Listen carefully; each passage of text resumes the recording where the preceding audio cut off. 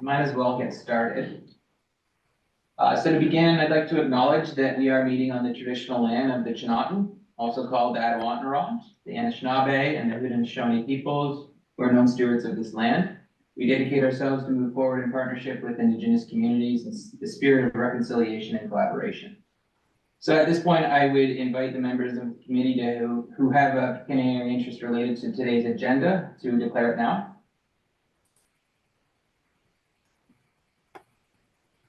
Seeing none, I'd like to start by thanking everybody for attending the inaugural meeting of the newly formed Technical Remediation Advisory Committee, or TRAC.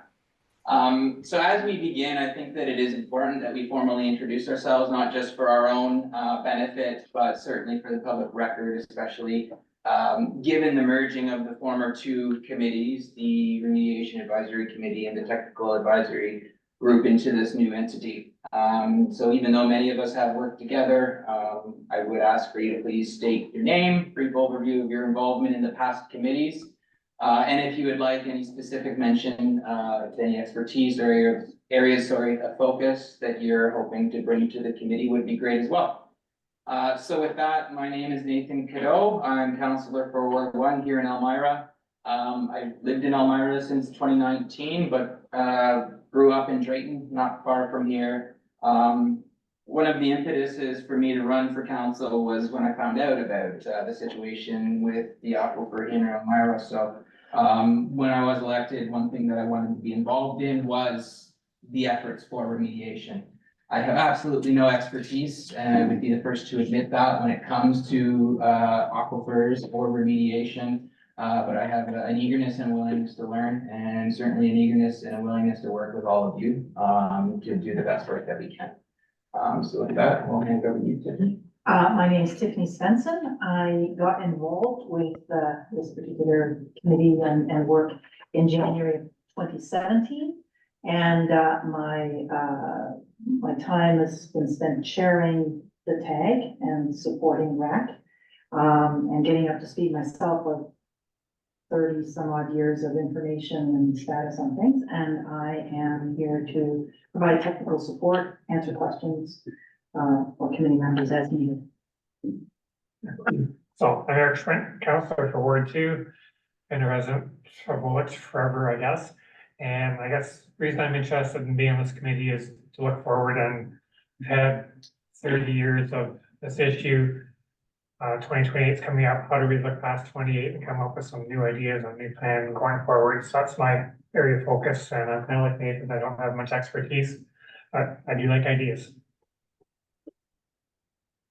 I'm Linda Dixon. I've lived in Elmira since 1999. I believe it's been that long, but wow. Anyway, I was, I believe, part of the newly formed when TAG was initially formed back in 2014, 2015. So I've been a member and part of that since then, and I'm constantly learning. So I have no scientific background in the area of water and aquifer, but I do have an interest in it. I'm also a member of the Source Water Protection Committee for the Lake Erie region source water protection. And I've got 34 years of municipal experience as a staff person. So these things have always been of interest to me. So I'm Sebastian Ziebel-Achenbach, which is probably the longest name you've ever heard. If you can remember Sebastian, I think it would be fine. I'm a member of the Citizens Committee since 2011. So I've been on this committee or its various manifestations for the last 12 or 13 years. And like a couple of people here, I have no specialist knowledge. I'm not a hydrogeologist or anything equivalent. My interest is exclusively as that of a citizen, a concerned citizen. And that's what has motivated me for the last dozen years or so.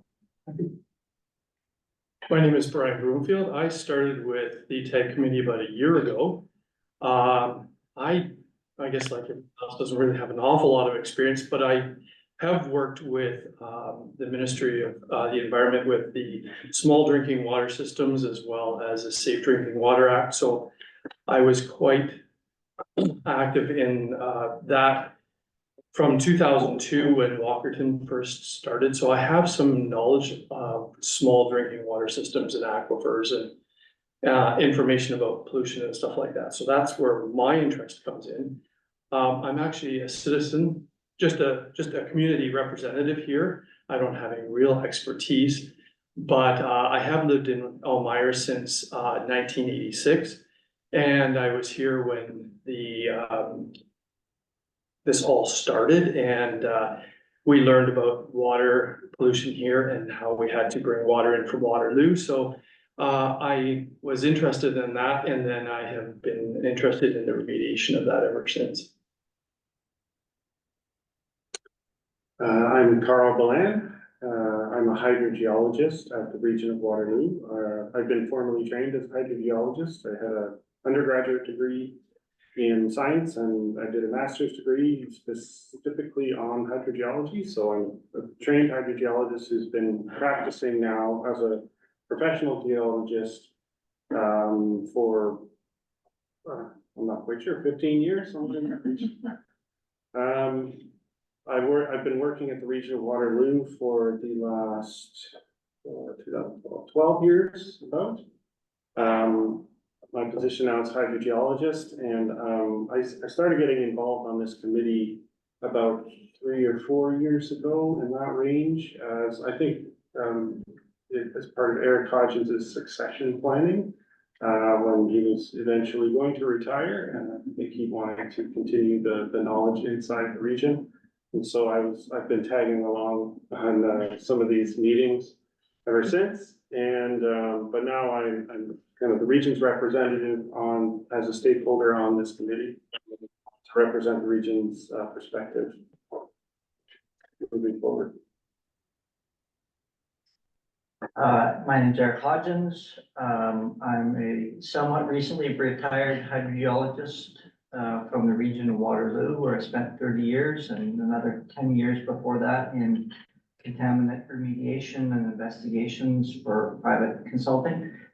I spent 30 years or thereabouts with this file as my position within the region, and I have formal training in hydrogeology and professional geoscientist.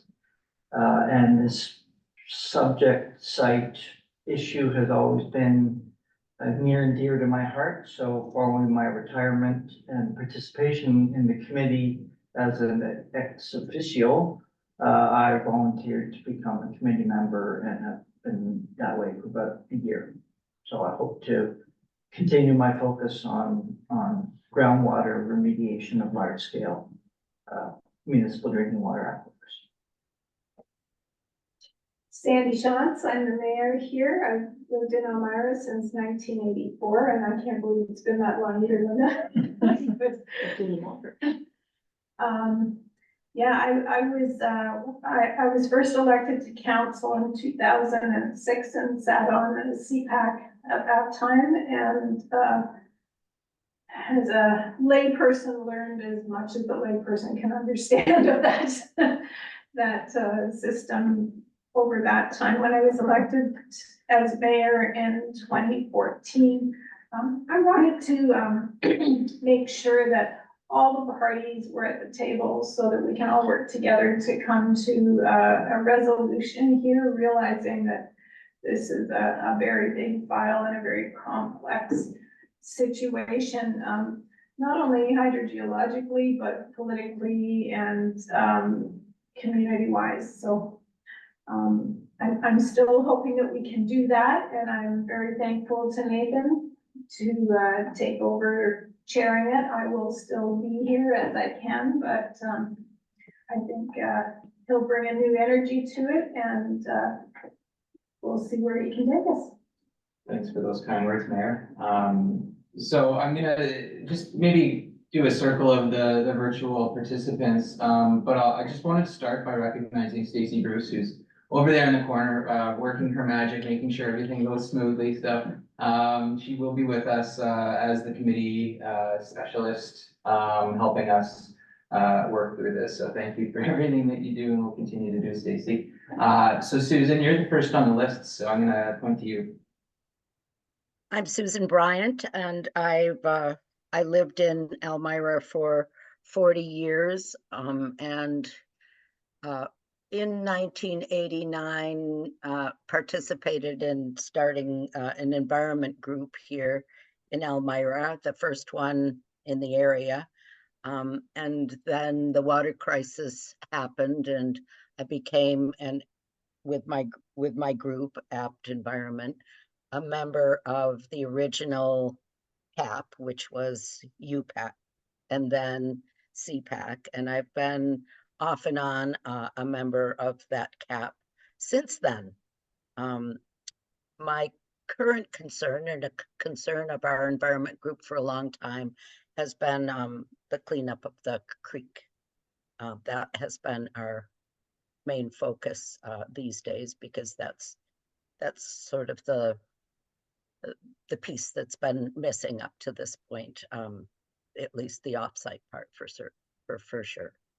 So I'm happy to be here, and I'm quite pleased with the new direction the committee has taken. I think it'll be an efficient way to run things. Thanks, Susan. Jason. Yeah, hi everyone. My name is Jason Rice. I'm a regional project engineer for the Ministry of Environment, Conservation and Parks. I've held this role for 8+ years now. And before that, I was in consulting for 15 years.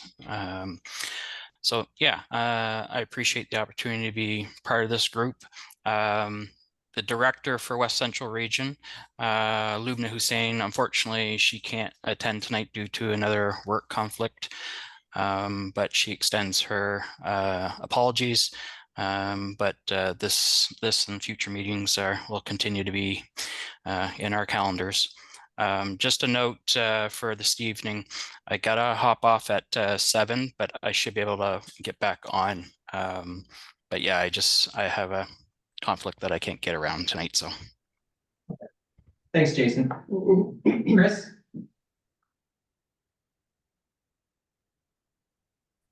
Hey everyone, Chris Foster Pengelly. I am in the Regulations and Planning, the Planning and Regulations Department at the Grand River Conservation Authority, or the GRCA. The GRCA has sort of been involved in the various committees over the years. Before me, it was Nancy Davey, and then when she retired, I started attending RAC, I don't know, 1 to 2 years ago or something like that. And you know, we're here as a member of the community in order to stay informed, sort of and involved, and you know, whenever the time comes for any works that will require a permit from us, then we are here to provide input on that process. Excellent. Thanks, Chris. Hadley, you're next. Hi, can you hear me okay? Hear you great. Great. I'm Hadley Stamm with LANXESS. I've been here almost a month now, so I think that it's no secret that Ramin is retiring. So I'm hopefully going to be able to fill his shoes a little bit, and I'm excited to work with you all. It's pretty cool to hear the long tenure of the community and how involved you are. I really respect that, and hope to continue to do the right thing for the site and the community.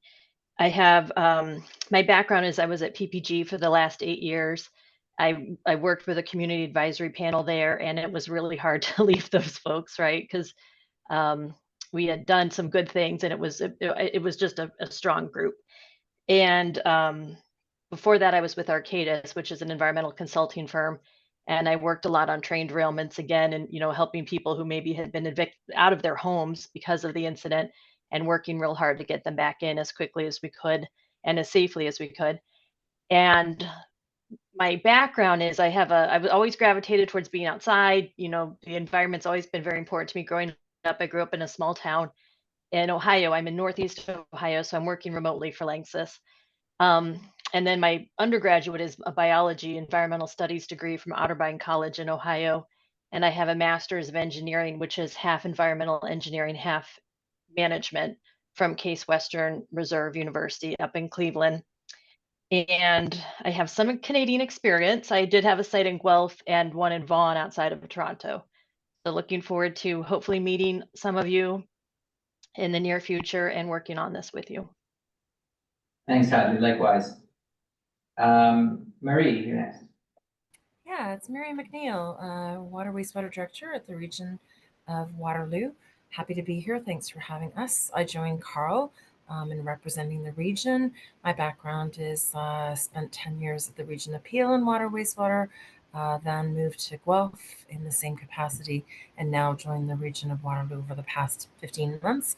I was part of the RAC last year, was able to join one of those meetings as I began to occupy my role at the region. Our interests really are to help support this committee, both in advice, technical advice, as well as to ensure that we're protecting the waters and the groundwaters within the area and ensuring that all of our infrastructure is running accordingly. I represent all aspects of water wastewater in the region, so I'm happy to be of service. Thanks for having me. Thanks, Mary. And last but not least, Ramin. Ramin Ansari. I have been with LANXESS and its predecessors for a number of years. I started learning the project around 2007 from Jeff Merriman, and then when he retired in I believe it was 2012, 2013, a little bit later, I took over full-time for him. As Hadley said, I am retiring. My last day will be June 3rd. My background is in hydrogeology. One of my graduate professors was Pat Domenico, who some of the hydrogeologists on this call probably know from the Domenico model from way back when in the 1980s, late 80s, early 90s. I will probably take the summer off and then start working again, picking up on my PhD, which is a lot harder than I thought. And Sebastian probably knows more than I do how hard it's going to get. So those are my plans after leaving industry. All right, well, thank you so much, everyone. I certainly look forward to working with all of you, and I know on behalf of council, we're very happy to have you join us and be with us on this journey. So we do have a number of things to get through on the agenda today, so I don't want to take too much time. Number 4, we have the approval of previous minutes. There are 2 sets of minutes for us to review. There's one from December's RAC meeting. There's also one from February's TAG meeting. So I'm sure committees had a chance to review them. Are there any corrections or amendments that need to be made to either of the minutes? Yes, sir. It's for the TAG meeting minutes. I believe it's page 22 of the agenda package. Paragraph 5 starts with Mayor Shantz and carries on with some things. And about halfway down, I made a statement about dates when we had a low water level, and it should read 1999 to 2001, not 2020. 90 to 2000.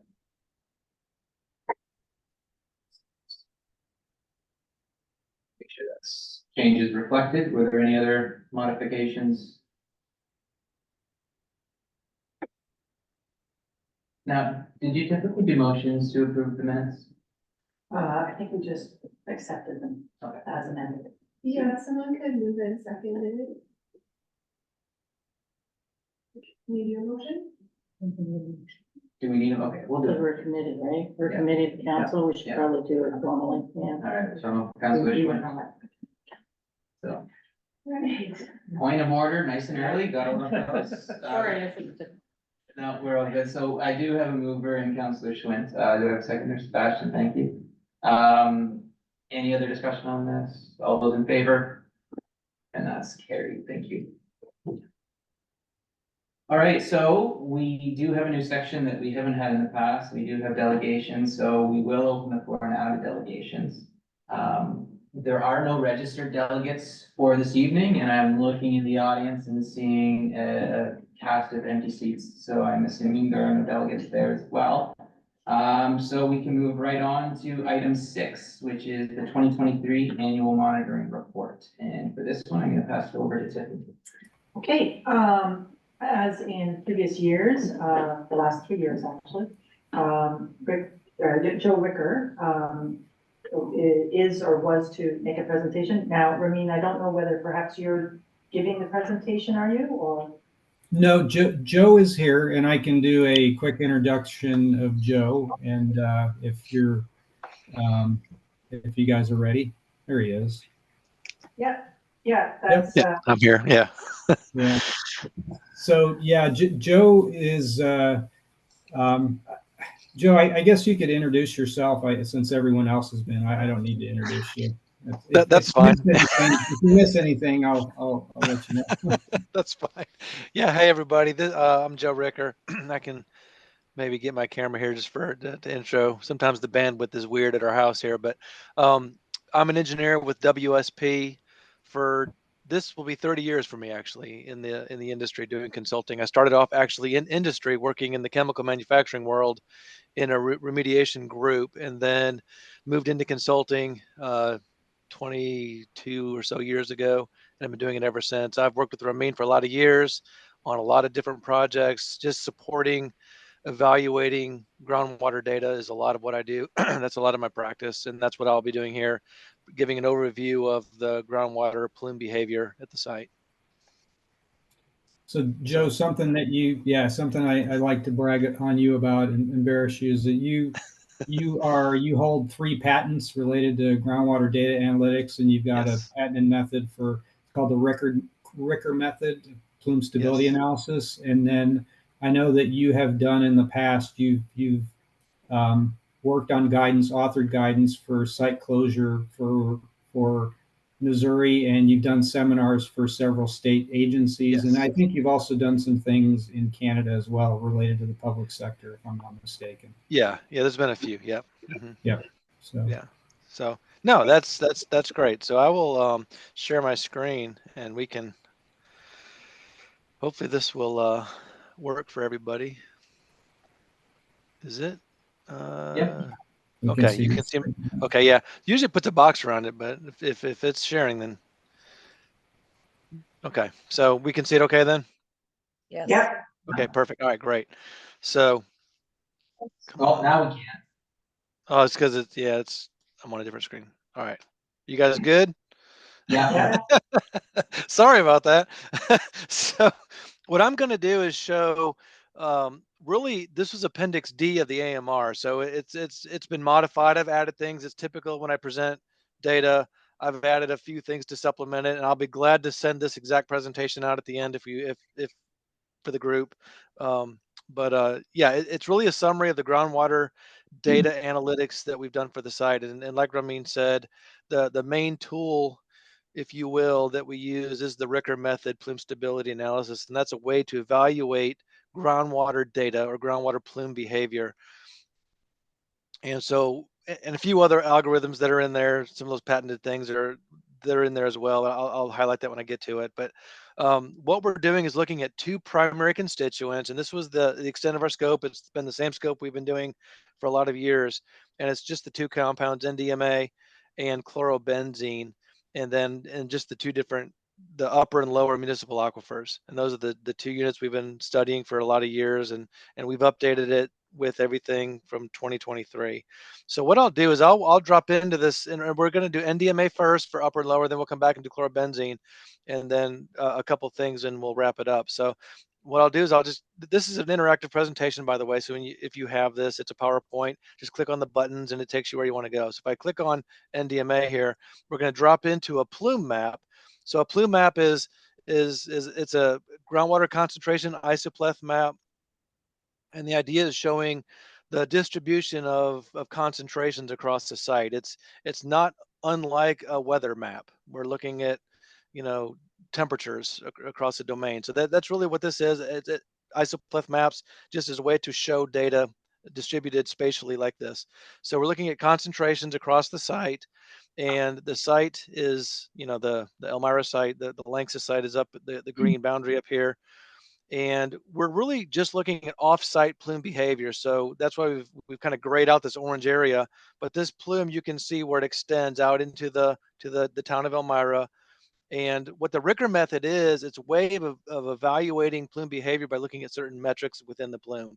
So those metrics are tabulated over here. You can see plume area or aerial extent and about 376 hectares. And this is 1993, by the way. So 1993 is the year in the corner. And then we can do a spatial integration to come up with an average concentration across this plume. And the method that I'm using, the Ricker method, is published, peer reviewed. It's available for public consumption. It's actually in the public domain. People can use it. But it's used routinely by a lot of folks. But I won't go into the methodology. Just going to give you the highlights. So we calculate these metrics: area, average concentration. We can combine those two into a third metric, this mass indicator. You can see 79.4 kilograms. That's the estimated mass within the upper municipal aquifer in 1993. And then the last metric, if you will, is this yellow cross in the middle, and that's the center of mass, or the centroid of all concentrations. And so it's the mathematical center of every concentration on here. Excuse me.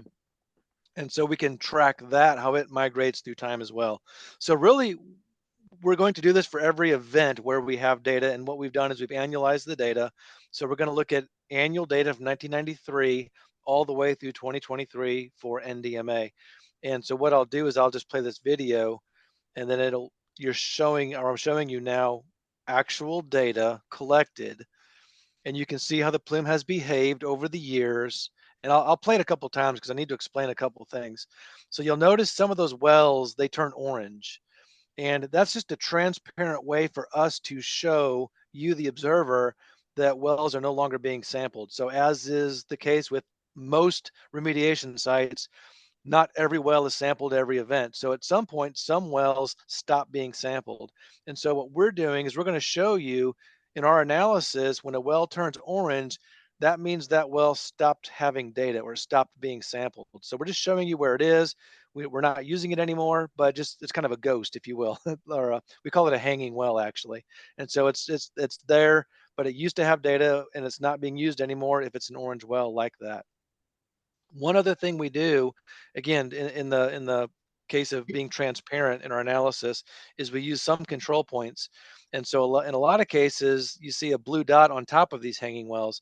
So some of those wells, if they've been non-detect for a long time and they stop being sampled, we're going to carry them forward or assume that they're non-detect going forward as well. So sometimes we'll do that as well. You'll see that blue dot. So when I come back to the beginning here, almost every well is black.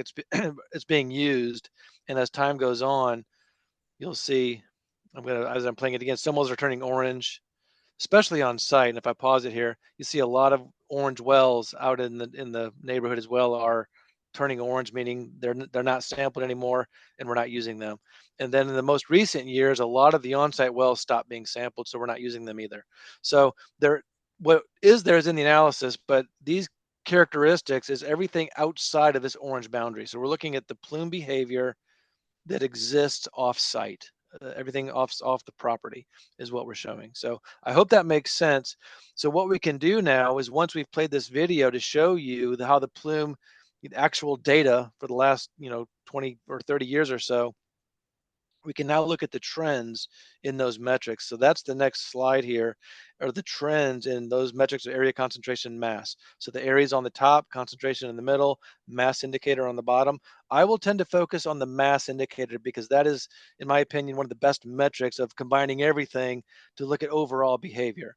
So just to focus on the mass trend here for NDMA in the upper unit, you can see that we put a regression line on the data, and we can do a trend test or statistical analysis to determine, what the behavior is. And you don't really need stats, to be honest here.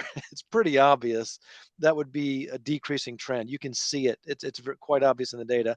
However, to be objective, we do use two different trend tests, and the summary of those trend tests is in this box on the right. And you can see we use Mann-Kendall and regression. A Mann-Kendall, for those of you that are interested, it's a non-parametric, meaning it doesn't care about the magnitude. It has no assumption on normality, anything like that. It's just a straight non-parametric trend test. And then regression, which is parametric, that does take into account those things. So using two different trend tests, they both agree with 99% plus confidence that as is in fact a decreasing trend. So that's the conclusion, decreasing trend. The confidence using 2 different trend tests is all that is. So we can be confident that the NDMA in the upper unit is a very strong decreasing trend. However, as is the case with, I would say, every remediation site I've worked on, and I've looked at quite literally thousands of contaminant plumes using this type of analysis. This is a very common pattern where data tend to go asymptotic after many, many, many years of pump and treat especially. So we do see that. It's a very common signature where the data, you see it's nonlinear, it gets flatter and flatter and flatter. And I can zoom in on this and you can see we're still going down. It's still decreasing, but incrementally less each year, if that makes sense. So it is continuing to decrease, but just at a slower rate. And that is a first order decay, a very common natural function where data goes down in this manner and it flattens out as time goes on, as those concentrations get less and less and less.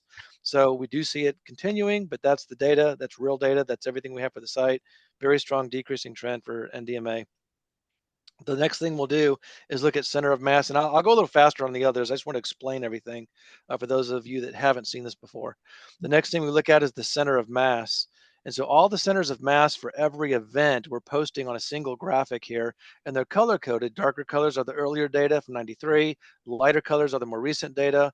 And just the idea here is getting a general migration of the center of mass. And you can just follow the colors, dark blue to light greenish, I guess. It's really in that northeast direction, which is an up gradient shift in the center of mass. So groundwater flow, we know what the site is, to the southwest, away from the site, and we see an up gradient shift in the center of mass. That tends to show that it is a stable, decreasing signature, if you will, that the center of mass is moving back towards the site. Pretty common, again, with pump and treat sites.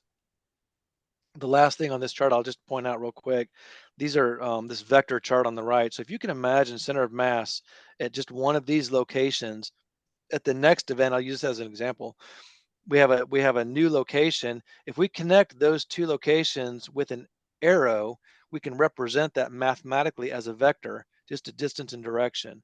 And if we take all of those vector movements and plot them, that's what this is, again, color coded, and we tie the tails together at the center point, and you get a general pattern of migration. And you see what I tend to call this a shotgun pattern, which really is a stable signature. And so what I mean by that is, if you can imagine a plume that was growing, and I've seen this, where the center of mass may always be moving, say, for example, in a down gradient direction. So the direction is always the same. And what happens is this type of chart would look like all of those vectors lined up in a single quadrant, indicating that it might be migrating in some direction or another. What we see actually is a very random scattering. So what we see over here is just a random movement with a net general migration up gradient. So all of this data together just really highlights the fact that the plume is in fact stable. Again, using different ways of looking at data, it all is corroborating each other that it is a decreasing plume, and we see that in the data here. So the last thing we do for each constituent, this is one of the patented algorithms that we use. It's something I developed years ago, and it's a really neat way to look at what we call spatial change indicators. So spatial changes through time. And I know at a lot of sites, if you look at contaminated sites, a lot of times what people do, or what I've seen done, is putting plume maps side by side. So they might put an early plume map, and that's what we have here. The 93 plume is in this upper left corner. And a lot of times we'll put another plume map from a more recent event next to it and make some qualitative comparisons, or discuss, where it's different and some things about it. We're going to do that a little more objectively, but we're going to do it for every single event. So every event is going to get compared to this baseline event in 1993. And rather than just a qualitative comparison, we're going to do more objective by subtracting each map from the baseline and looking for spatial changes. So if I subtract 94 from 93, this is the resultant on the right, this red-blue map. And what this shows, or what it illustrates, is anywhere the concentrations increase between the second map and the baseline map shows up over here as red. Anywhere the concentrations decrease show up over here as blue. The gradational shading is just a general normalized amount. So the darker the blue means more decrease, darker red means more increase, just between those two events. So this, when I animate this, you'll get to see spatially parts of the plume decrease as parts increase. One thing again I've noticed looking at thousands of contaminant plumes, very few plumes are all increasing or all decreasing. What in fact we notice or observe a lot is parts of plumes increase, parts decrease as time goes on. It's just it's a variable nature. That's just the way these things are. Parts increase, parts decrease, and then we're going to look at the overall pattern. But this lets you see those decreases relative to increases as time goes on. So again, just that one event, you can see lots of decrease in parts, some increase in other parts. There's also a more quantitative aspect of this as well. Look at the plume characteristics box up here. We can look at the amount of change in area concentration mass on a percent basis. And then the last thing we do is look at the magnitude of change. All of this red is an increase. We can quantify that. All of the blue is a decrease, and we can quantify that. So this is what analytics is, by the way.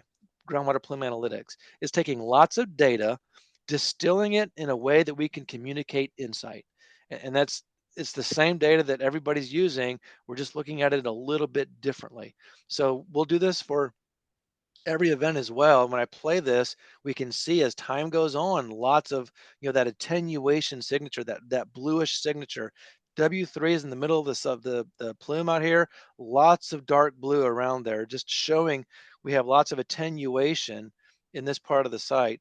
Notice the dark blue along the periphery where the plume no longer exists. So again, in 93, we have lots of plume out here. We don't see it in 2023. So this just shows how much it has reduced over time. And if you recall, looking back at those charts, and I'll show you just real quick, the area from 93 to 2023 has decreased by about 50%, 58%. Let me go up one more. But the mass has decreased by more than 99%, and we can see it in this map here. I'll just fast forward it to the end. You can see up here, 57% decrease in area, a 99.6% decrease in mass. So, and you can see parts of it are still pink. So we have 0.01 kilograms of increase in these pinkish or pink red areas. 79.2 kilograms of decrease in the blue areas. Plume no longer exists in the dark blue areas. Lots of decrease, and you can see by the darker blue color. And so this is a very favorable signature. I will point that out. This is a site that has remediated quite a bit, a lot more than a lot of sites that I've seen. So when we do this, the last thing we can do is we can bring in, just to get an idea on some of these wells, we can bring in those charts, the data tabulated or charted for some of these wells. And so a lot of times what I'll do is I'll focus on the ones that have increased. So this well that seemingly is in a pink area here, OW 187-36, looks like it's pink. So did it really increase? And so what we can do is look at these charts. So these charts are all at the same scale. Notice OW 60-26, one of the highest, very high concentration wells, CH38B, high concentration wells. So this well over here, very low concentration, but if we click on this chart, we can zoom into it. That well wasn't installed until 2018. So if we compare back to 93, there was no well there. So it looks like an increase because 2023 is in fact more than nothing. However, since that well was installed, it does appear to have a decreasing trend. It's about 0.7 micrograms per liter. So again, I won't go through all of these, but I just wanted to highlight that this is there. It's available to look at. It is nice to see, though, if we click on this one, like CH38B in the middle, it was at over 500 ppb back in 1990. It has come down substantially. Very low concentration all the way through 2023. So that does just zoomed in even more. Really low, less than 0.1 micrograms per liter. So just wanted to highlight that there is substantial decreases throughout the plume of what's going on. One area we saw was this OW 60-26 was increasing for a period. If I click on that well, it was in fact increasing for a time until the early 2005-ish to 2006 timeframe, has been decreasing from then, still just above 10 ppb, but again, showing that attenuation signature. So The last thing on this, will point out this, the furthest down gradient extraction well, E7, E9, it is in that pinkish area as well. So if I click on that, if I look back at 93, there was no sample in 93, but interpolating between these early samples, it has, slightly increased. It was a lot higher in the early 2000s, has come down, some non-detects in there, but it's still floating down there in the low 0.1 ppb range, and that's, I think, through 2023. So yes, so that's NDMA in the upper municipal aquifer, and what I'll do is I'll go a lot faster now through the rest of them. I just wanted to give you a high level view of what we're doing to evaluate plume behavior for the site. So what I'll do is I'll drop in NDMA. This is the lower unit. There are fewer wells, so now we can post the well names. It just got too busy doing it in the upper. So, but in the lower unit, we're posting the well names. I'll do the same thing. I'll play the video, and we can see what's going on in the lower unit. These areas that are blanked out, these are just areas where the aquifer does not exist based on conceptualization by others. I think GHD has done a lot of the hydrogeology out there. We're just borrowing maps from them and using the same base maps. So again, we can let that play through time, and you see at the end, it does appear to be smaller and lighter in color, and we can do a more objective analysis by looking at the trends, looking at the mass indicator. Again, a very strong, high confidence, decreasing trend, also appearing to go asymptotic as we get to the later data. Again, a very common pattern in these types of plumes. The center of mass, not unlike the upper zone. Also, we see this up gradient shift. The dark blue is as it gets more up gradient toward the site, closer to the site, getting the lighter colors in the data. And then the last thing I'll do here again is the spatial change indicator. Again, comparing everything to that baseline of 93, and we can see as time goes on, what we like to see as a remediation engineer, we like to see what I call the building of blue, the attenuation signature, concentrations going down. I do this on a lot of sites, actually, not here, fortunately, where we do see areas of red that get redder and redder, indicating sourcing. That's how this tool could be used. But in this case, it really shows the effectiveness of remediation. Actually, I do think there's a couple wells that do increase, and we'll see that. So as time goes on, you can see, again, a lot of attenuation and a couple areas that have remained red or have turned red over that period of time, and we'll talk about those next. I forgot about that here. So when I bring in the well maps or well charts, we can look at the data here. And again, these are all at the same scale.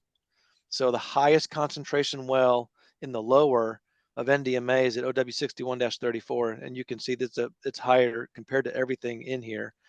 There is one well that's in this pink area that does appear to be increasing. So if I look at CH-88B, if I click on this well does in fact have that increasing signature to it. So NDMA has increased from a very low number, and it says just above 45 ppb now. So that in fact is an increasing area, and we can see that. And it's always nice to look at the data around it. So if I come back to this, it's come up from less than 1 to about 45 micrograms per liter or parts per billion. Those are interchangeable terms. And if we look at up gradient, this is the highest concentration well on the site, offsite, OW61-34. If I click on that, you can see that this well was in the, or has been in the range of 600 ppb, as high as 1,400. So very high concentration. However, it's come down from 400 now to about 100. So it's come down by 300 ppb, while that 88B has come up by about 40. So yes, this has increased a little bit. However, this has come down as well.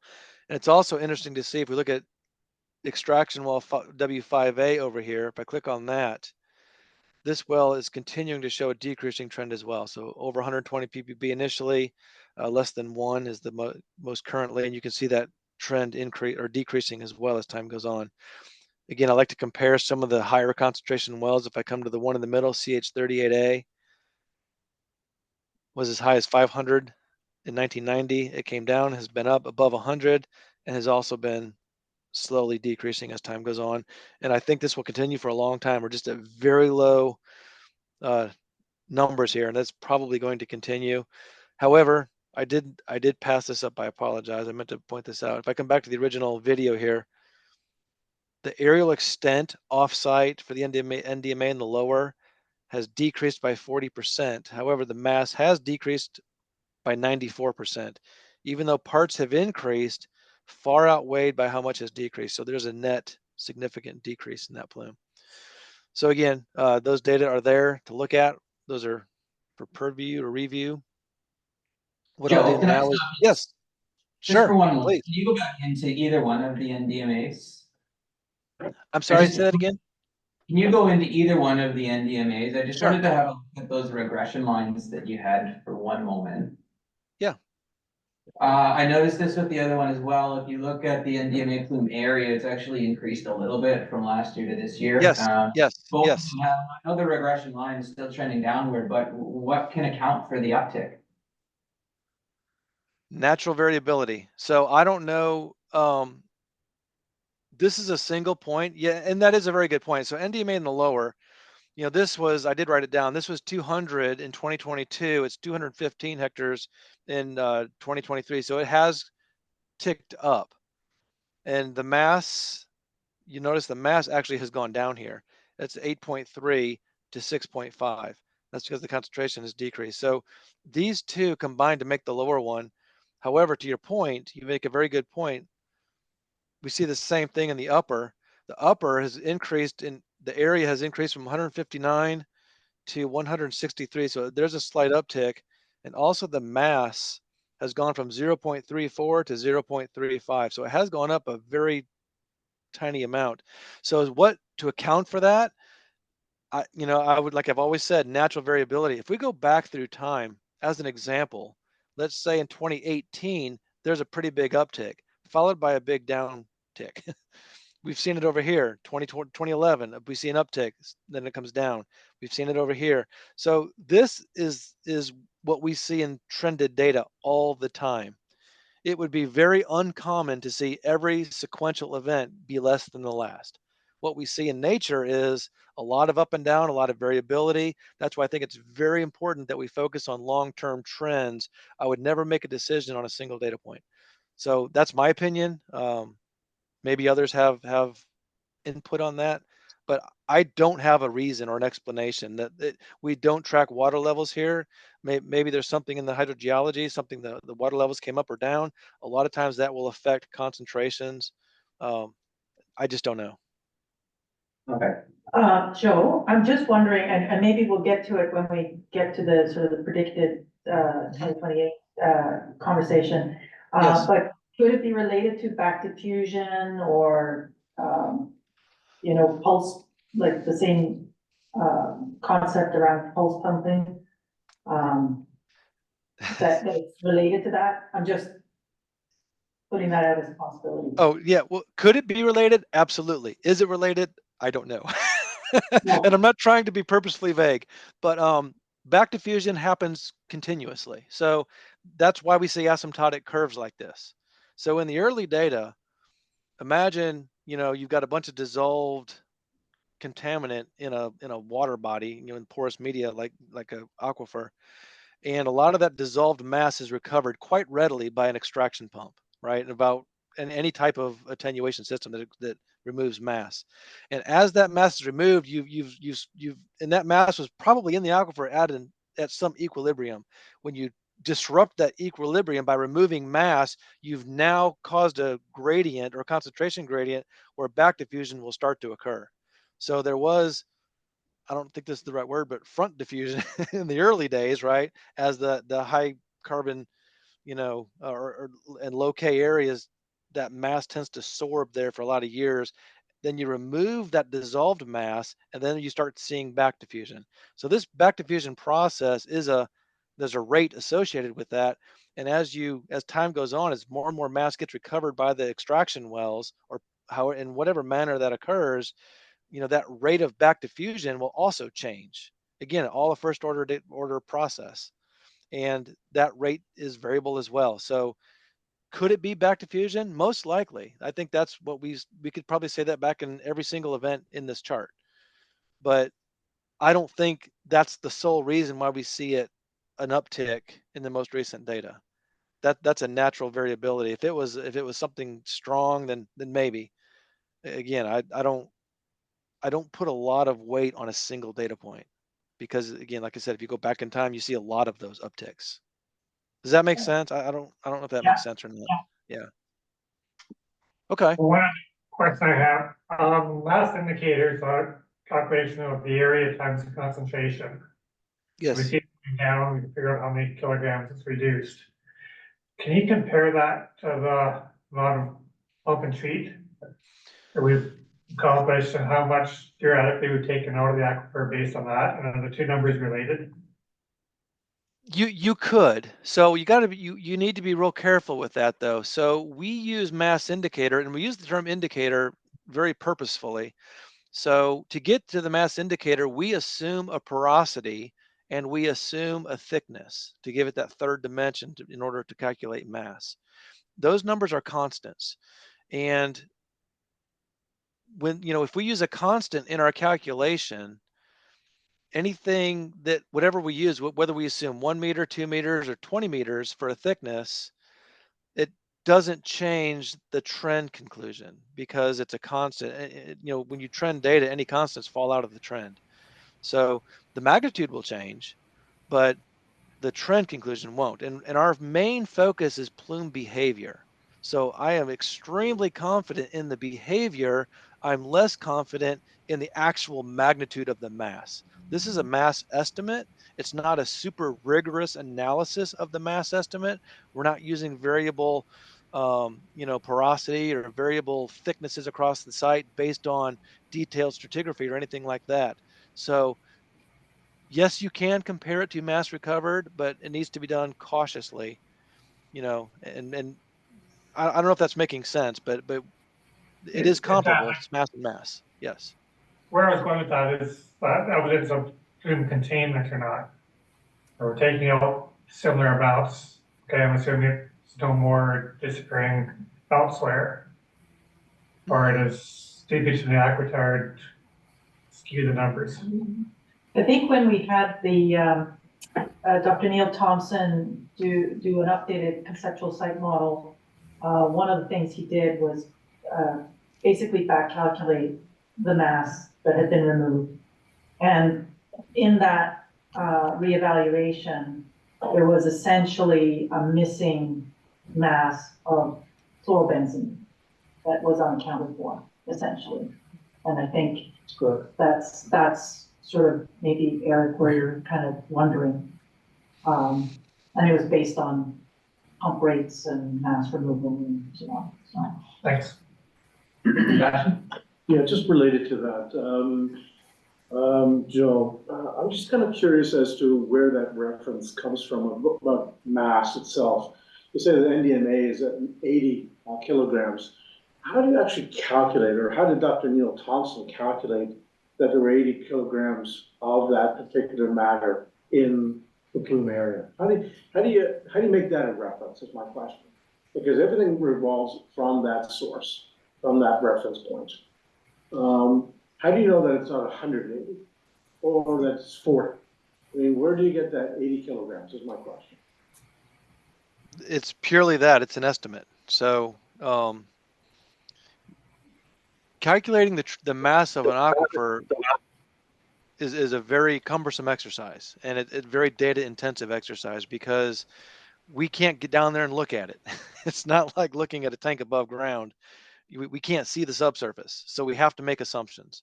We can do estimate, so what we're doing is a mass estimate using very simple tools like estimated thickness of the aquifer. A more rigorous analysis would be to go put 1,000 borings out there. I'm not suggesting we do this, by the way. Get detailed stratigraphy, and you're going to see different hydraulic conductivity values. You're going to see different fraction of organic carbon values throughout the aquifer that all affect how much NDMA will sorb to the aquifer matrix. That is a extremely expensive, costly, time consuming exercise. And again, however, we can do pretty good estimates. And this is a common approach. So I don't have a reference for you, but it's a very common approach in our industry where you look at a plume map like this with an aerial extent, a known extent like this, with a pretty adequate understanding, of the gridding algorithm here. We're using Kriging, by the way. It's a gridding algorithm to come up with what we would think. Yeah, if I were to hand draw contours, this is contoured around actual concentrations, a pretty good representation of that. And then if we make simplifying assumptions of porosity and thickness, we can get a mass estimate. Again, our focus was not how much mass is there. Our main focus was at what rate is it being removed, or is it decreasing or not? And what are the potential rates of decrease? So I'm not trying to avoid the question. I'm just giving you an honest answer on what our objective was here. Is that making sense? Yeah, but I mean, there's a statement there, or there's a statistic saying that there's only 0.035 kilograms left, or 0.35 kilograms left, which is, I mean, compared to 80 kilograms initially, that's an awfully good reduction over a period of 25 years or so. Yes, or yes. Years. Yes, but so yes, yeah. But it all hinges on whether, there are 80 kilograms and whether there are only 0.35 kilograms left. And we don't really know that, do We don't. So I think the point you even made. So I'm confident in the percentage here. So this could be 790 kilograms and 10 kilograms. The mag, if we give it a thickness of 10 meters versus 1 meter, I don't remember what we used here, but the magnitude will change, but the trend conclusions won't. So that's the beauty of statistics. So things in an aquifer, geology is extremely variable in space. It's constant through time. So porosity changes from one point to another point. Conductivity changes from one point to another point. However, porosity doesn't change from one event to the next event, unless there's an earthquake or some geologic event. Geology doesn't change over time, at least in non-geologic time, but it changes in space. So any assumptions we make fall out. I am very confident that we have a 90% plus decrease based on laboratory data. That's the only real variable that we're concerning here is laboratory data. We might be getting off track. I don't know, but Ramin has a question. Yes. Yeah, so it's more of a statement, and going back to Tiffany's comment. So when we hired, I think it was Dr. Dick Jackson, maybe, or somebody maybe a little bit after that, Tiffany, that where there was a recommendation that we bring in an independent person from University of Waterloo. So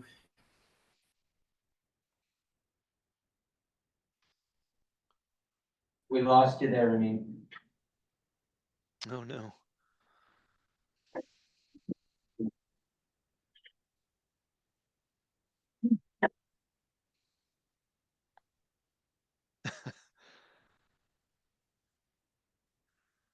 Well, he knows.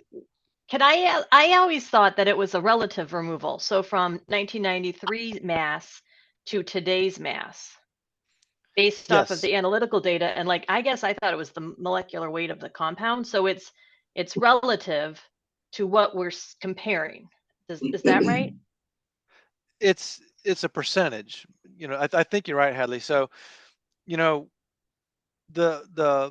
whatever mass is there today is 99% less than what it was in 1993.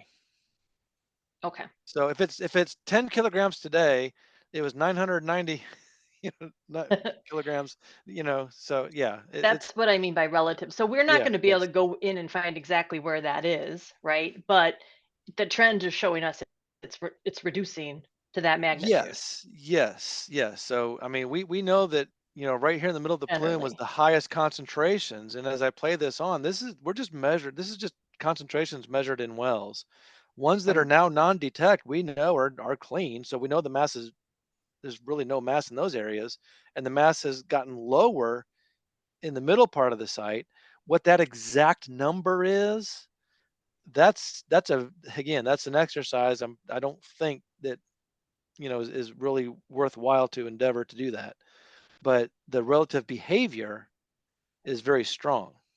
Again, based on laboratory data that is very, that data I think we can rely upon quite nicely, especially when we see trends. I don't see a single outlier in this data set. That's a pretty uncommon thing.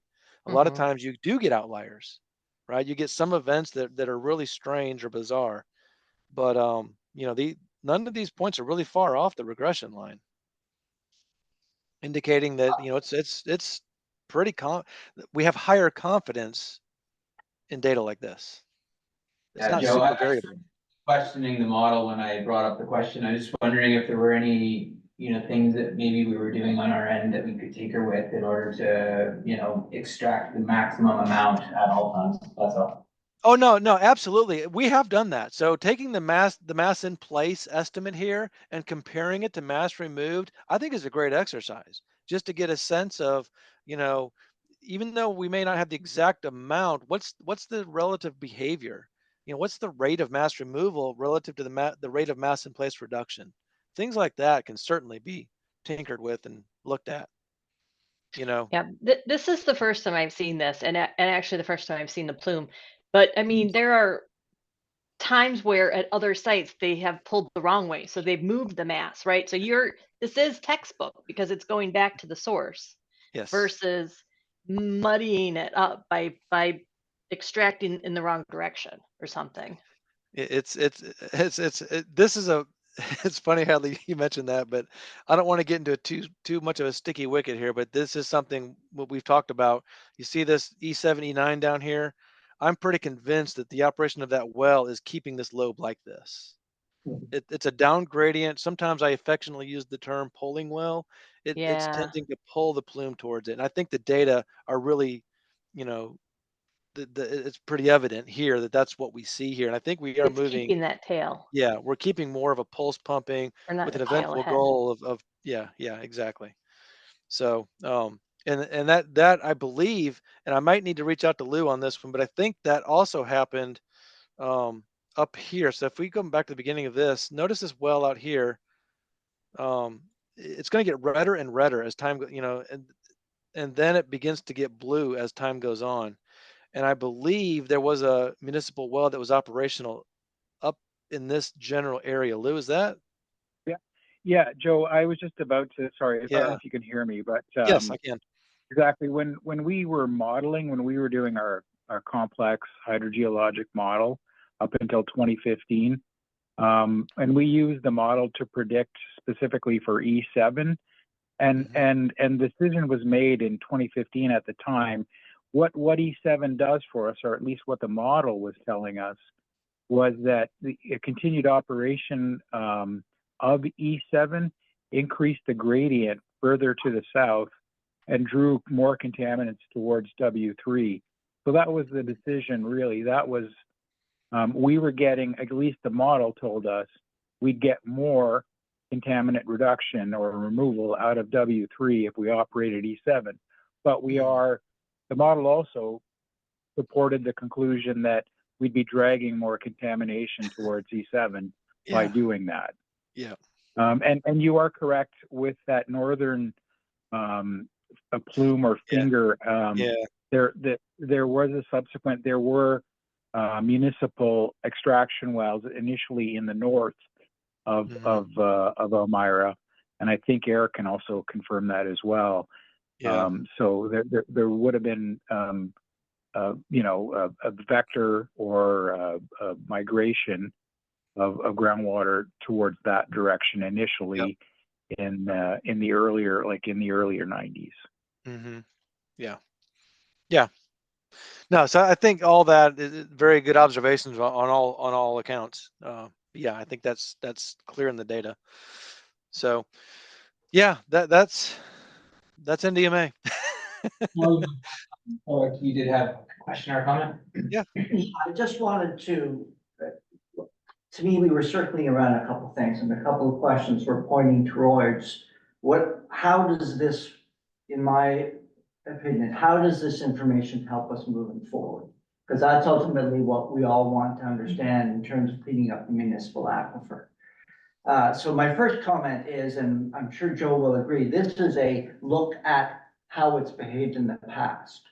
It is not and cannot be used for predictions of how it's going to move in the future, because it's based on sampling that's happened at a representative time. So the samples in 1993 represented what it looked like in 1993. The samples in 2023 demonstrate what it was when we sampled in 2023, not what it might look like in 2024 if we continue to operate, and not what it might look like in 2035 if we continue to operate the remediation system as currently configured. So it's great. It shows that it's been really moving us in the right direction, and notwithstanding some of the questions about how well it's fitting to the line, there's a lot of assumptions that go into graphing or presenting and creating the method that Joe explained, and that's the method for how you take a concentration in two wells and proportionate relative concentrations between those points in space as to, and then they use those for the calculations of area and mass and concentration. So the second point is, and Joe, maybe if you could go back to one of the NDMA maps which show the 2023 to the 1990, sure, or the 1990, that's the 1993, yeah. Like the comparison, this one? That one would be fine, just showing us the final endpoint where we are, showing the most current information we've got. Right there. Thank you. So looking at the map in the lower left corner, again, I think this is, again, partly what we're trying to understand is anywhere there's even a slight concentration of green on that map, those concentrations will exceed the drinking water standard. Correct. Are currently exceeding the drinking water standard. And are likely, depending what that other little box that Joe showed earlier on in red in future predictions, those are still the areas that are going to remain, or some facsimile therein are going to remain above the drinking water standard in 2028. Because we've seen, while there has been a significant reduction in overall mass, area, and concentration, it's getting that last little bit out that's really, really hard, and it is really, really, really slow. So we're not going to see a lot of change between 2023 and 2028 or 2038, even for that matter. What that is, we can conjecture, but it's this asymptotic level. Things are slowly approaching a level at which they're not changing very quickly. Yes. So again, I'm not commenting in any negative way, because I think this is a fascinating presentation of what's actually happened and demonstrating significant progress over almost 30 years. But it's still not answering that final question that we have. So I want to keep us sort of focused on that final question, or that last challenge that we're still faced with, and that is now what? Excellent points. All excellent points. I agree with all of it. And again, our objective, again, I'll speak from myself. Our objective was to help LANXESS understand this. We started this project we came in on this project, I don't know, 5, 6, 7 years ago, just to help understand. This was 15 or so years into the 30-year window when everybody was still thinking we're going to be done by 2028. And we began to see that, hey, this not exact. I don't think it's going to hit there, because we're seeing these asymptotic behavior. And our objective was really understanding behavior and evaluating progress. But that next point, that has not been part of our scope. And I can push it back to Ramin maybe about what's next, or how will we know? I think those are great questions. It's not something I don't think I'm prepared to put a lot of discussion on tonight. Right. Though. Yeah. Right. I apologize. I lost internet connection, so I've joined by phone. Eric, it sounds like that's you talking. I can't see. Is that right? Yes. Do I know your voice correctly? Okay. Yeah. Okay. Yep. Yeah, exactly right. And so this was meant to assess progress. And I think Joe made a great point when he suggested the only way that you could really do this visually in the past was by taking an older plume map and comparing it to a newer plume map. And if you go back to the prior annual monitoring reports where we talked about progress, that's actually how we did it. And we brought Joe in to be able to do an ability to quantify the massive data that we have. And so we had decades of data, hundreds of wells, thousands of analytical results, and it was difficult for us as well as the outside stakeholders to really understand the data. And so the reason we hired Joe was to come in and try to present it in a visual manner so that everybody could understand it, from laypersons to hydrogeologists. So the point that I was going to make before, if I have a few minutes to go back to, is that what I'd mentioned was, I think it was Dr. Dick Jackson or Tiffany, it might have been you, but somebody in the earlier days, maybe 2015, 2016 timeframe, suggested that we hire Dr. Neil Thompson from University of Waterloo to do an assessment of groundwater progress. Again, it goes back to progress because that's one of the prior concerns, is are we making adequate progress? And to put together a revised conceptual site model.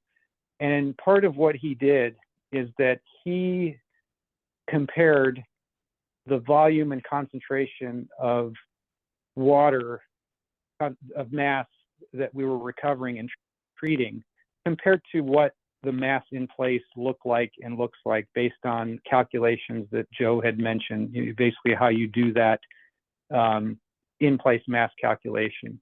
And for NDMA, those numbers seem to jive within an order of magnitude. He was comfortable with that, so that the mass that we were removing was represented by the mass that was in place before and it is in place currently at the time he did this. And I can't, Joe, I don't know if I might have missed it. Did we get into chlorobenzene yet or not? You clicked on the chlorobenzene. We were just heading over there, I think. Yeah, we haven't looked at that yet. Okay, yep. So when we look at chlorobenzene, one of the things that Dr. Thompson brought up was that the mass that we were removing didn't quite match up with the mass that was in place. And there are a number of reasons for that. And Lou had brought up, and we didn't make an introduction to Lou. I forgot. I asked Lou to join us because of if there are any questions on the monthly progress reports, Lou would be able to answer those. But yeah, Lou brought up the modeling that we had done in the past, and we were having a difficult time modeling with chlorobenzene. And I've said over the years that there is more likely than not an off-site chlorobenzene plume that is non-LANXESS related. And we had done some isotope analysis for that. So we can talk about that, but maybe we'll see some of that in Joe's presentation. I won't be able to see it because I'm on my phone, but anyway, that's what I wanted to say when we were talking about mass calculations. Thanks, Ramin. I'm just noticing that I don't see any of the virtual participants. So if there were any questions that came through, I apologize in advance. I wasn't ignoring you intentionally. So Joe, I'm going to hand it back over to you, and you can walk us through the chlorobenzene.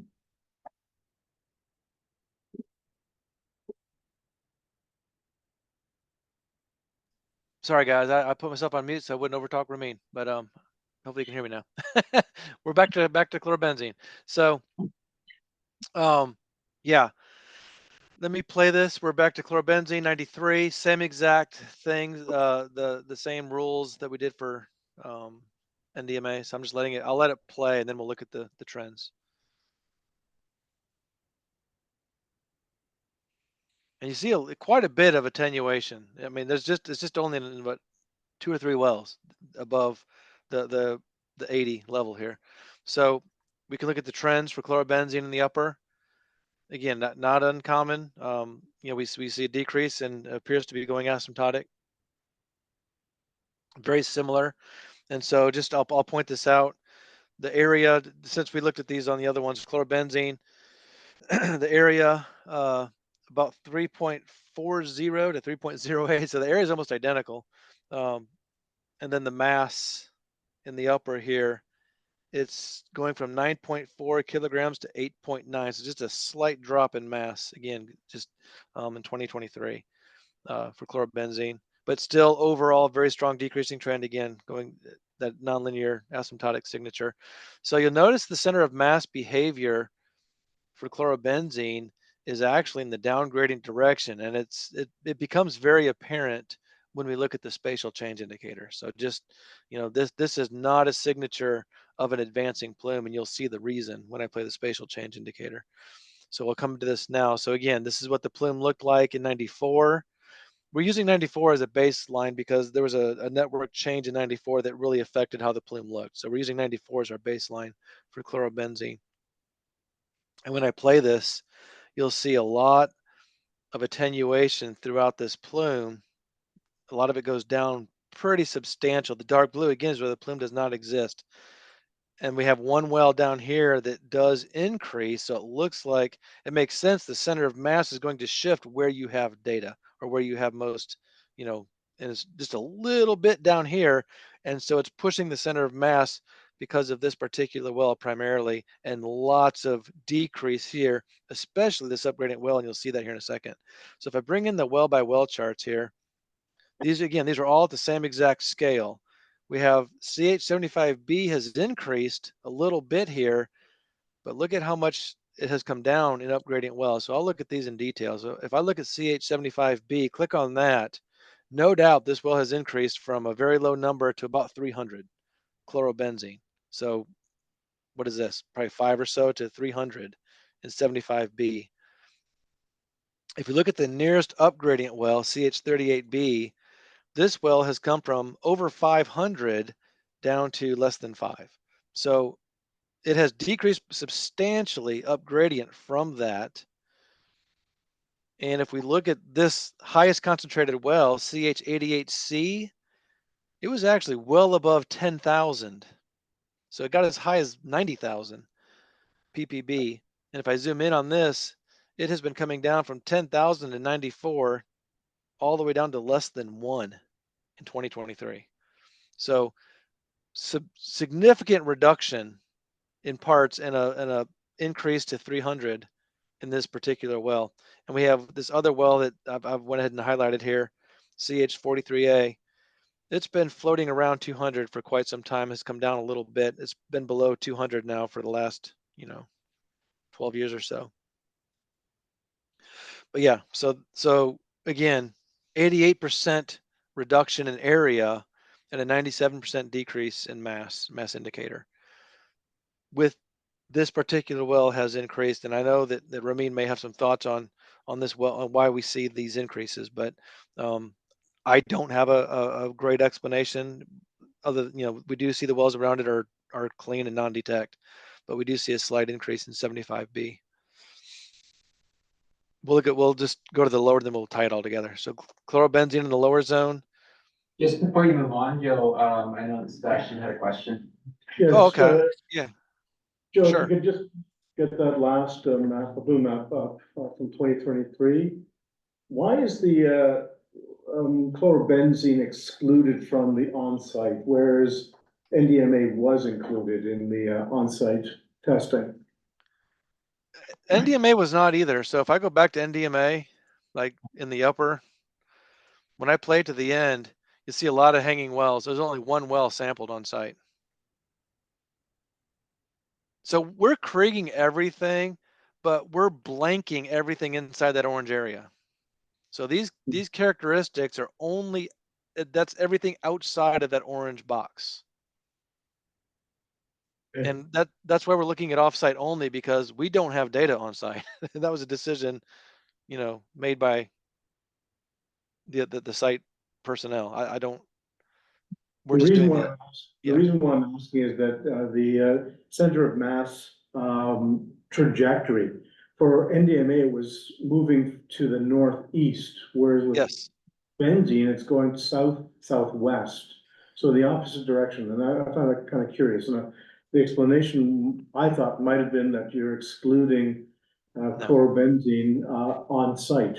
No, So that is not the case. And I did verify this center of mass you're looking at, it is based on offsite data only. So we are not using the on-site data for the center of mass calculation. That was a question I think came up last year. But so the reason being, Sebastian, that you see the center of mass, so you could probably track it here. Look at this lower left map. See where the center of mass is in 95. When I play it, you'll see the center of mass is tending to shift, in that down gradient direction. It's really because these super high concentrations on site have cleaned up. If it does, doesn't care what direction, it cares about where magnitudes are. So if you clean up a high concentration area in one location, this center of mass is going to tend to migrate towards where you do have concentrations. And we have this one well down here, 75B, that has increased. So it's logical that if that's the only well left, you got this 75B and 43A, the only two wells that have any appreciable concentrations in them. And so that center of mass will, by design, have to be between those wells, right? Because it used to be further to this, closer to the site, but that well nearest the site, CH88C, was over 10,000 parts per billion. Now it's less than 1. If I'm gonna interrupt, I'm sorry, I have a Yeah. question.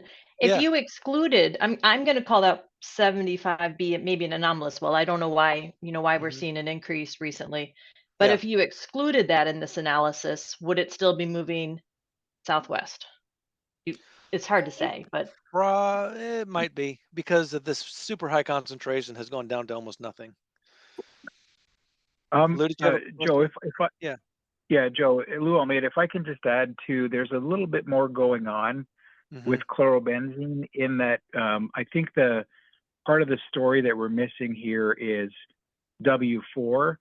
W4 was installed as an extraction well kind of in the center of the original chlorobenzene plume, and it was pumped, and it was designed and installed specifically to address chlorobenzene.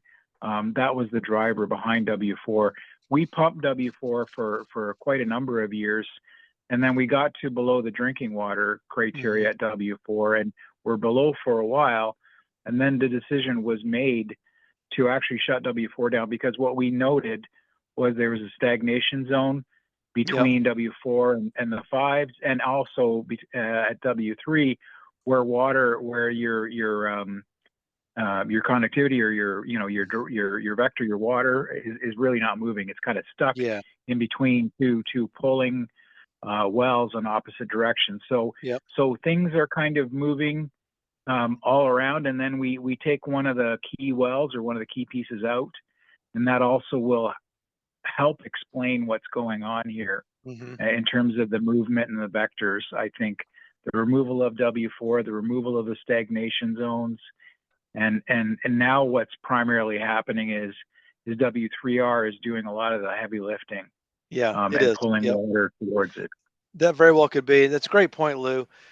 When you stress an aquifer in any way, it really makes interpretations difficult with one well, much less a dozen wells, from different zones. Back diffusion is in that story as well. There's so many things that are going on that clearly, affect why we see things in data. But yeah, very good point. Yeah, and I'll just add this on CH75B. Again, I alluded to a non-LANXESS offsite source somewhere. I don't have answers to that, but again, we did isotope analysis and identified a different isotope signature for the chlorobenzene offsite versus the one that's in the rest of the plume and onsite. Talking about the vector or the cross, that well 75B has had reductions in NDMA, and the NDMA comes from on site. You would think if chlorobenzene was also coming from on site that we would get reductions over time, but those two plume maps, those two graphs, concentration graphs, actually cross where chlorobenzene has been increasing while NDMA has been decreasing, and that's not what we see anywhere else in any of the wells on this project. Yeah, very good point. Yep. Okay. Yeah, Joe, one last thing, if I think I can point out, when we looked at chlorobenzene and containment and off-site pumping, these areas are still well within the capture zones for the network that we have. There's no anticipated loss or area around this CH75B that we think we're going to lose. Now, and so moving forward, looking forward, we should keep pulling that towards W3R. Yeah. And address that. Yep, I just pulled in that you guys can, if you guys can see this is from the annual report. To Ramin's point, NDMA you see is going down in 75B. Then this orange line is that chart I just showed you where it's going up, and the NDMA is actually going down. And you can see when W4 was ceased right here. So it's probably a good explanation for why we see that. But yeah, very good points. Okay. I'll hit chlorobenzene in the lower, and we can hopefully. I don't want to use up all the agenda. So, and you can see it's interesting. The plume used to be down here. It's not there. Now it's over here. So you'll see that in the data. But looking at the trends, also, again, very strong decreasing trends. Bit of a weird pattern here. We see it was going down, it starts coming up, and then going down, and then continuing down since 2014 or so. But again, this is the strangest one of all. I don't have a strong explanation, but you do see, possible anomalies where it goes up and comes down as time goes on. But still a very strong decreasing trend overall. And we see the mass here was 27.6 kilograms in 2022, and now it's 26.4 in 2023. So the mass did come down from last year. And the center of mass for this one is, again, a very strong towards the site. And again, you'll see this illustrated in the spatial change indicator because the plume almost totally swaps positions. So notice what the plumes look like. In 94, it's primarily in these two wells down here. That's why the center of mass is down in here. You can see where it sits in 96, a little bit higher concentration. So in 96, we see quite a bit of increase. And so when I play this, you'll see as time goes on, this area down gradient attenuates, and you see apparent increases up gradient. So that's what it makes sense. The center of mass is moving towards this area, towards the site.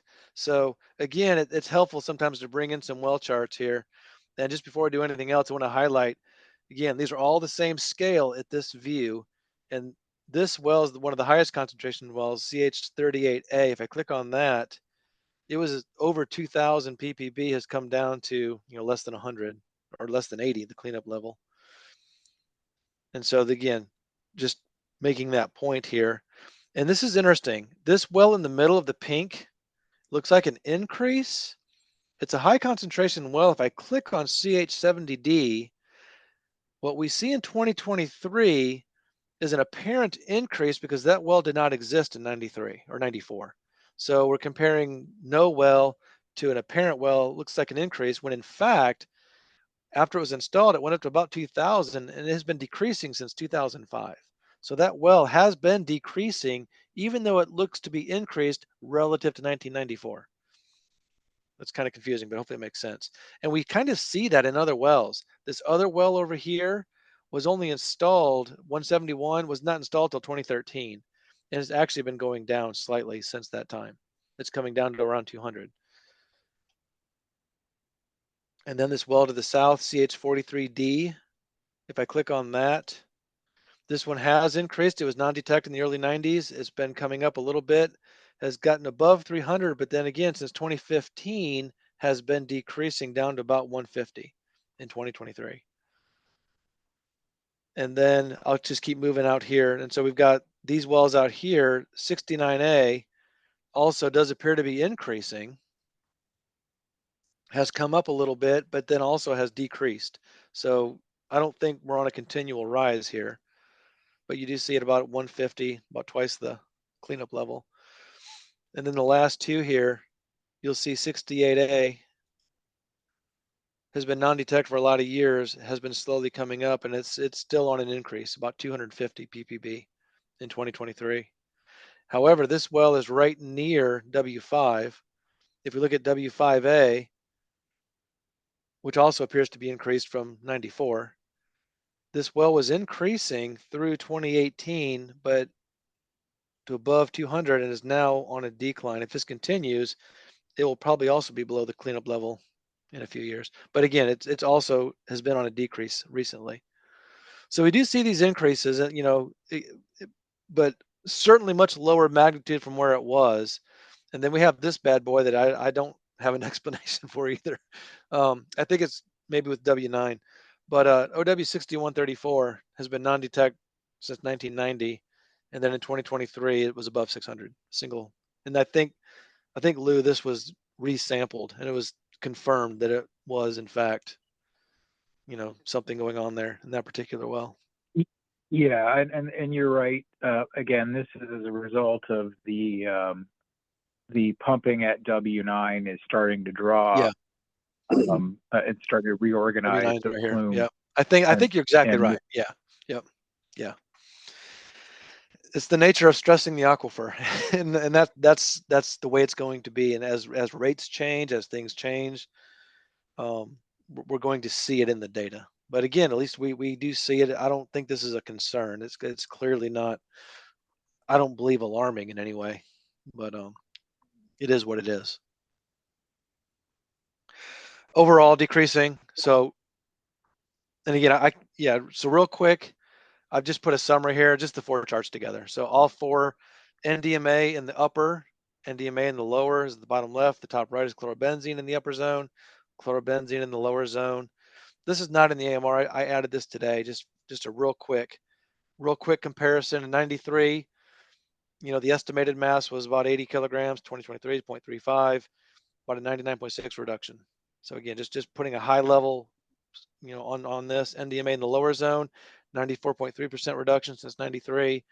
Chlorobenzene up here in the upper zone, 97% reduction since 94 was 288. It's down to less than 9.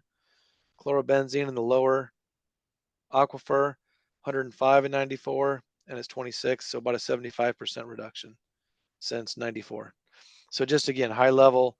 I think from a performance standpoint, this particular system is performing better than most pump and treat systems I've observed. And I'm not just saying that. I will look at a lot of sites, and I think this is one of the better performing ones.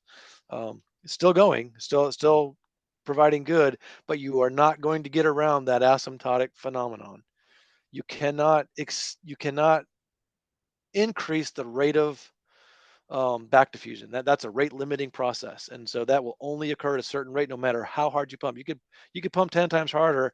I bet these mass in place trends probably wouldn't change much, because I've seen that happen. So, last thing I want to point out, we do have those prediction intervals, and I'm gonna show you real quick. This takes two minutes here.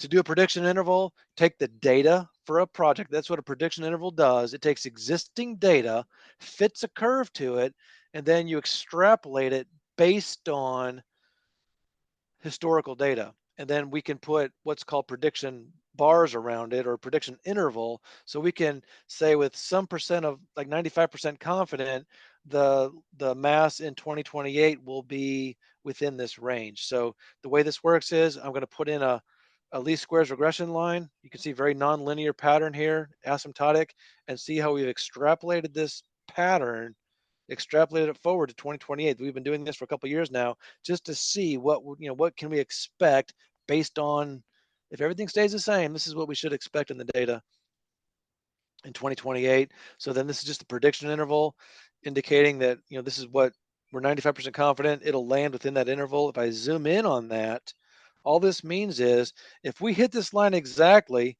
in 2023, we were at 0.35 kilograms. That's this point right here is at 0.35 kilograms roughly. We can expect, if this all holds true in 2028, that NDMA will be somewhere between 0.08 and 0.22 with 95% confidence. That's all that means. It may hit it, may not, but everything else has been inside these bars. I think it's probably going to be in that range. If it hits it perfect, it'd be 0.13. So that's all that is. We did that for NDMA in the lower aquifer as well.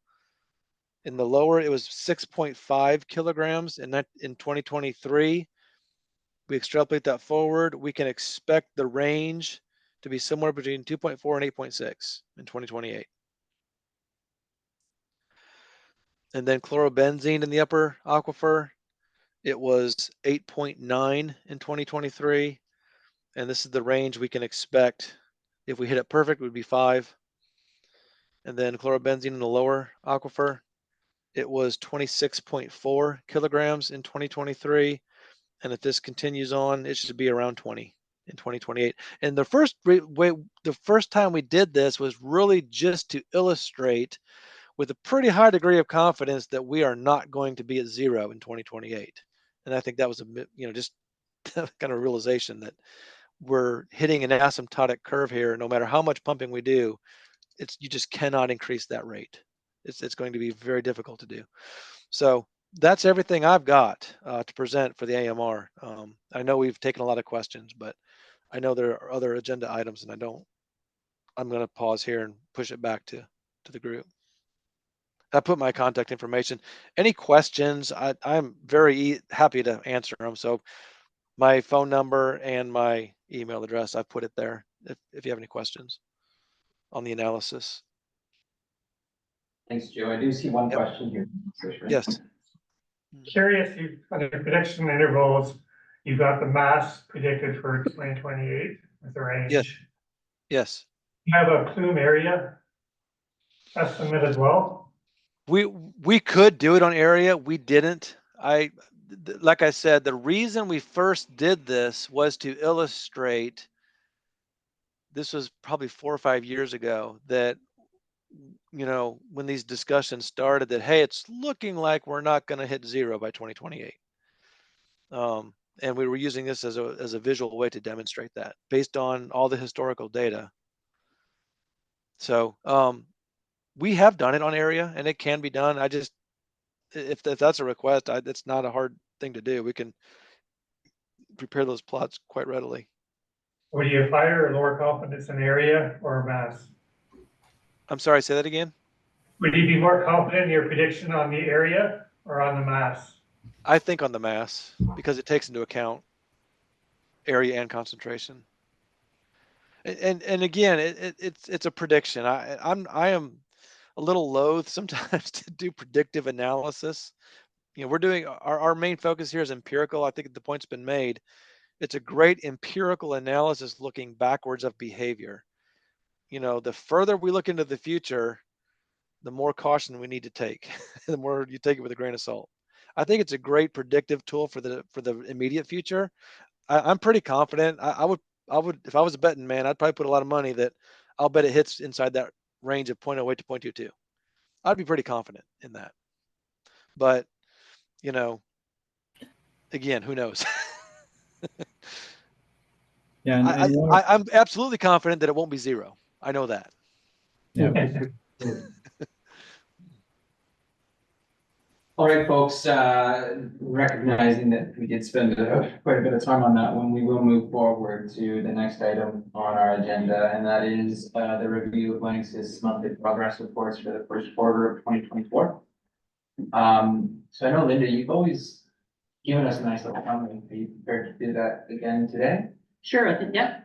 I can go through it. I understand Lou's on the line, so some of this he might be able to help with questions, which is great. But so for January to March, but in the summary, sometimes because I've been doing them, I'll go back and check on things and where certain wells were at different points in time. So first one for the collection treatment system, W5B continues to have reduced flows. But this point is something new that I've seen in the reports.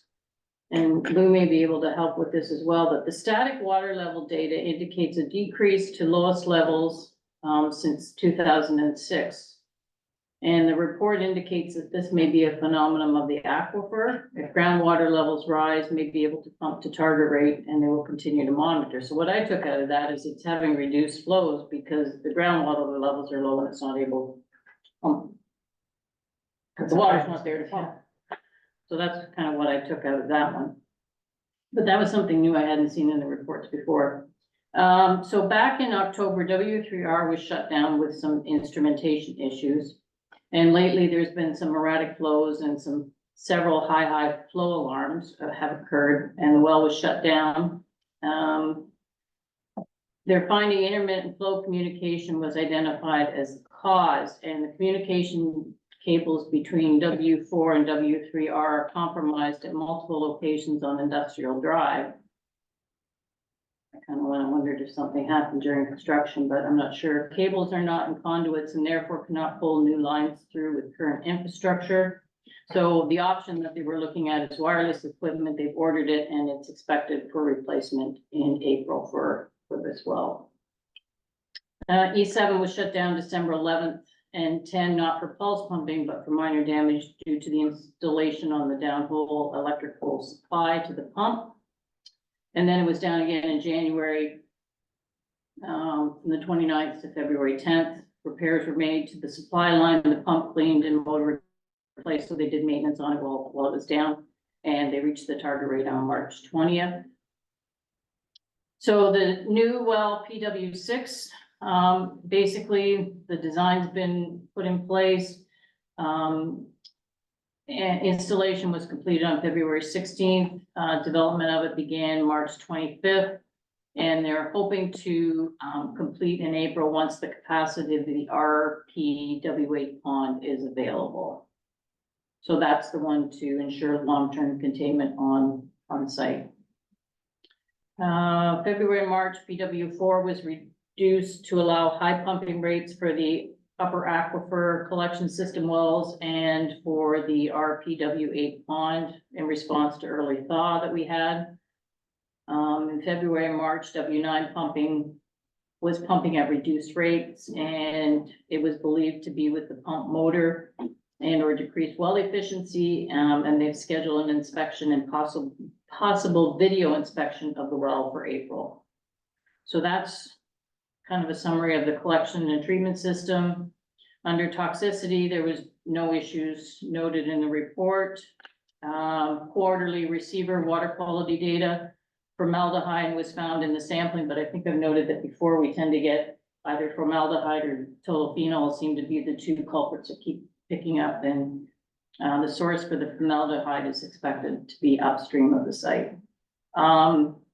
And because of the time of year it is, there were several times where there was loss of containment, but the protocols of the ECA were followed, sampling was done, and there was no adverse impacts were noted through the sampling that was done while there was loss of containment.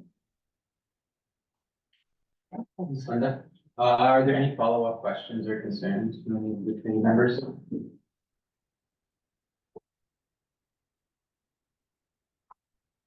I guess I do have one question for Lou. If the understanding was correct, I know that in 2006, water levels were really quite low. 2012 was another year, and 2016 was another year. I'm just wondering, is our understanding of that statement correct, Lou? Sorry, the statement regarding The W5. water levels. Water levels fluctuate. Obviously, in an aquifer, water levels do fluctuate, and we have observed periods of time when water levels across the aquifer are down, and other times when the aquifers are being recharged and the water levels are increasing. So we've noted both. There was a downward trend for recently. There's been a downward trend, but it does appear that levels are rebounding, but it happens in a system like this. Okay. The levels themselves are not stagnant, are not static. Yeah, okay, just want to make sure we understood it correctly.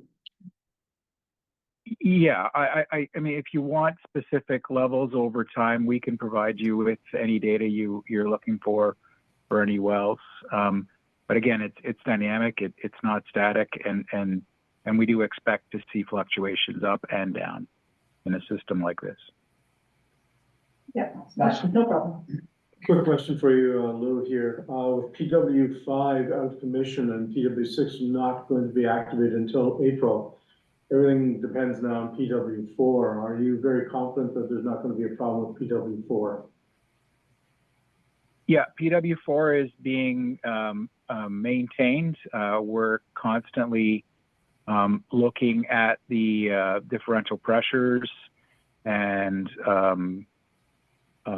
you know, how it's responding. PW5 is not down. It's still operating at lower well capacities, at lower yields. So I just wanted to clarify, PW5 is not down. It's just not. We're not able to pump it at the rates we historically have in the past. PW6 is being developed as we speak, and we're working towards getting that well up and running. And we are confident that we'll be able to get PW6 up and running while PW5 is still operational. Sebastian. Okay. Yeah. Yeah, that's great. Thank you. Maybe if I should clarify. So PW5, it still comes up in the reports, and it's been coming up in the reports for some time.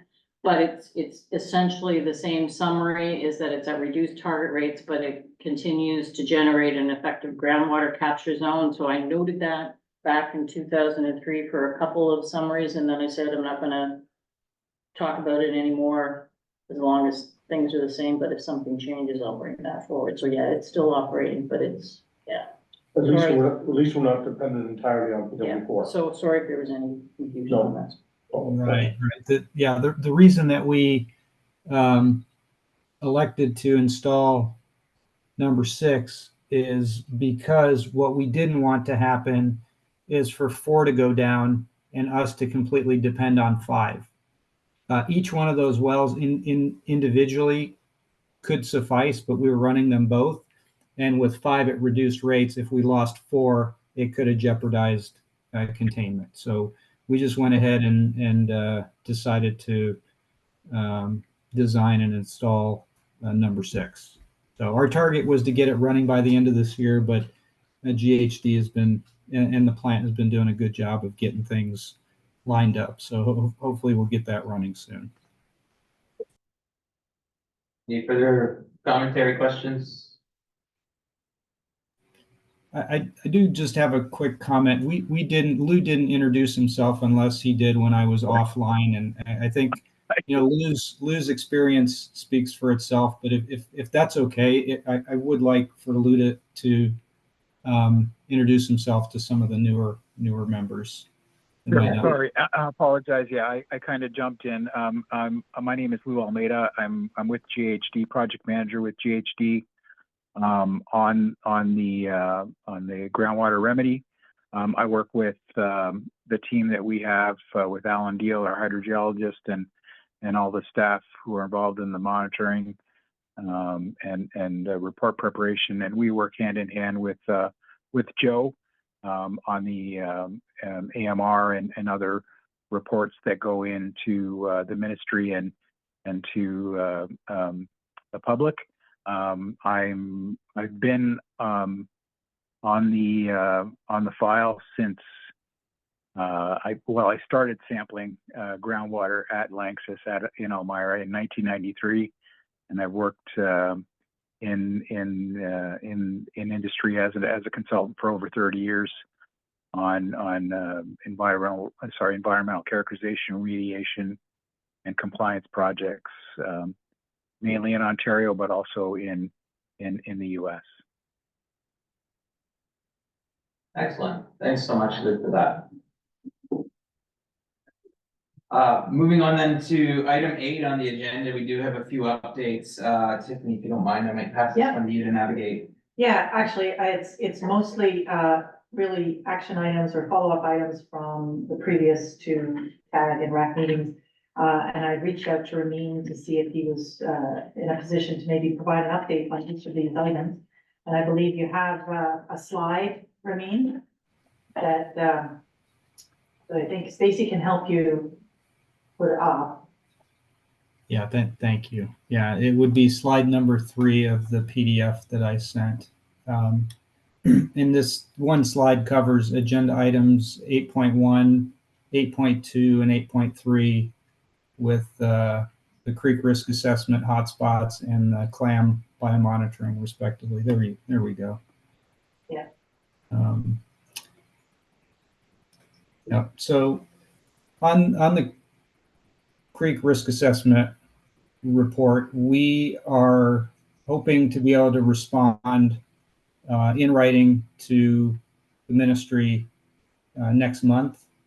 We want to get some further clarification on the ministry's comments so that we can respond appropriately. And so Jason and I have talked, and we are considering having further discussion with the technical people talking to one another, with he and I kind of standing on the sidelines and having the in-depth technical discussions happen, and then we can formulate intelligent responses to the questions just to make sure that we understand them. So that's where the risk assessment report is right now, or comments to the risk assessment report. And I can pause since that was agenda item 8.1 if there are any questions or comments on that.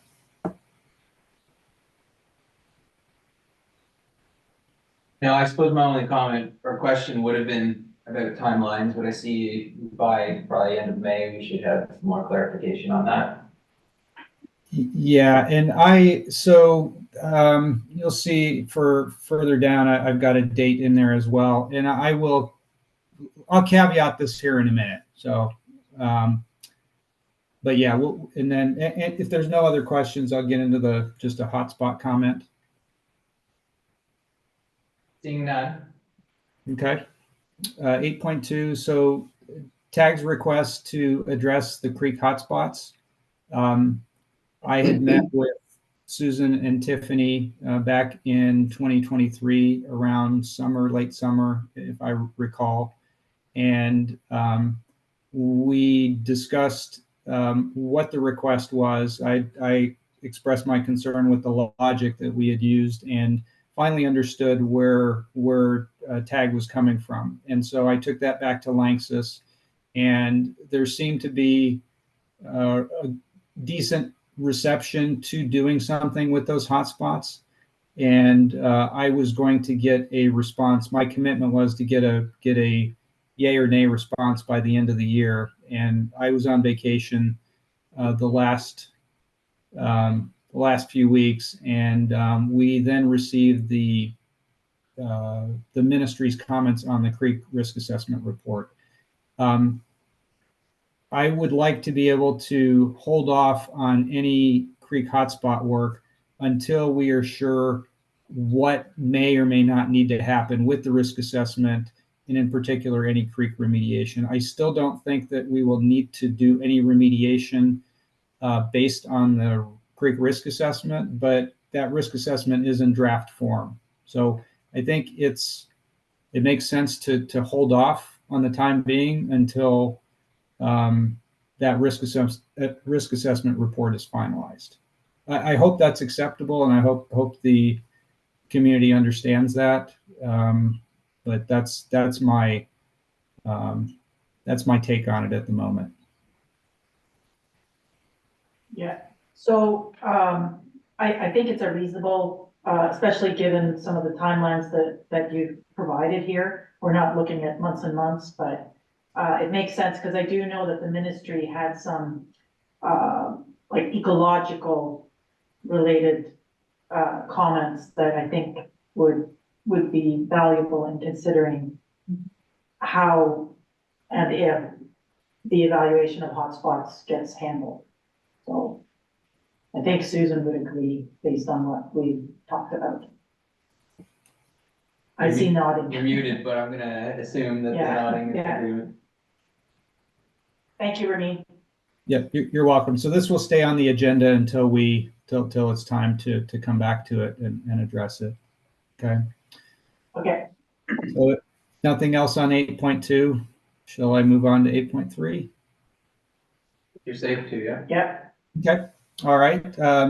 Received tag comments in February and the ministry comments this month. Actually have had a chance to discuss this with GHD this morning. I don't have any response other than to say that we need to review it in more detail with GHD. We have not talked with Stantec about it. At least I don't think you have, Lou. I know we talked about getting in contact with Lauren from Stantec. And then I also want to then have similar discussions with the ministry, with the technical folks, to see what the proper response should be where we go with this. So with that, I anticipate after we get the risk assessment revisions or comments out of the way that our response to this one will come in June. But I do think that any further Clam biomonitoring decisions should probably wait on the outcome of the risk assessment, the ecological part of the risk assessment. Okay. So now my caveat on these dates. So I'm retiring in June, and we'll be handing the reins over to Hadley. Sorry for interrupting. No, I didn't hear that. I actually, well, that depends now, doesn't it? Yeah. So, we posted this position and hired Hadley. I think, we hired the best. It's obviously going to take her some time to get up to speed. We have a lot of continuity with WTS, with Joe, with GHD, with Lou, and with Stantec, with Lauren. We've got good global environmental consulting firms that have the continuity, but Hadley's going to manage this from here on out, and there may be some delays. So these are what we anticipate. I think we can make them, but she may come up with some other questions or concerns that I did not come up with. So, and I know that, I made my consultant's life difficult, and she'll probably carry on that tradition as well and ask some tough questions. So, that's it for 8.3 and the anticipated dates. All right. I don't know if there are any questions on the biomonitoring. I guess the only thing that I felt with the ministry's comments that I think TAG would agree with is that that idea of maintaining the biomonitoring to ensure that the containment and the remedial efforts that were made to keep on-site contaminants on-site, the future sort of monitoring of the effectiveness of those measures is something that I think the biomonitoring provides that wouldn't be there if it ceased. So I think in reading through the ministry's comments, I can appreciate that you probably will want to have a conversation with them. But I think TAG would be in agreement with what the ministry's concerns are. That would be my only comment on that. I suppose if I could ask a question, Ramin, if we're waiting until June for a response, would that jeopardize the potential of having a biomonitoring program this year? Is it something that's spring, summer specific, or is it something that we could implement at any point in the year? Yeah, it's likely to, if we were to go back with clams, it's likely to have had that effect to where it's too late now, I believe, to do anything. But knowing how just the administrative processes are and permitting and approvals, that will take some time as well.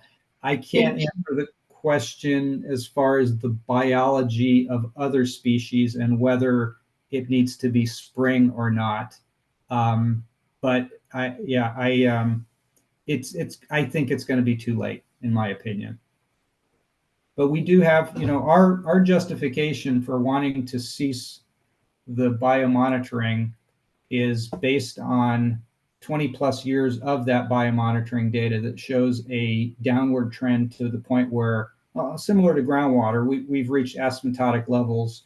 It's actually at a level that's bouncing around, and we know that there are dioxins, furans, and DDT, just at least for the dioxins and furans from parking lots and whatnot. So there's always going to be a base level that's non-LANXESS dioxins and furans. We know that it's in agricultural fertilizers, the inert material, the clays that are in fertilizers.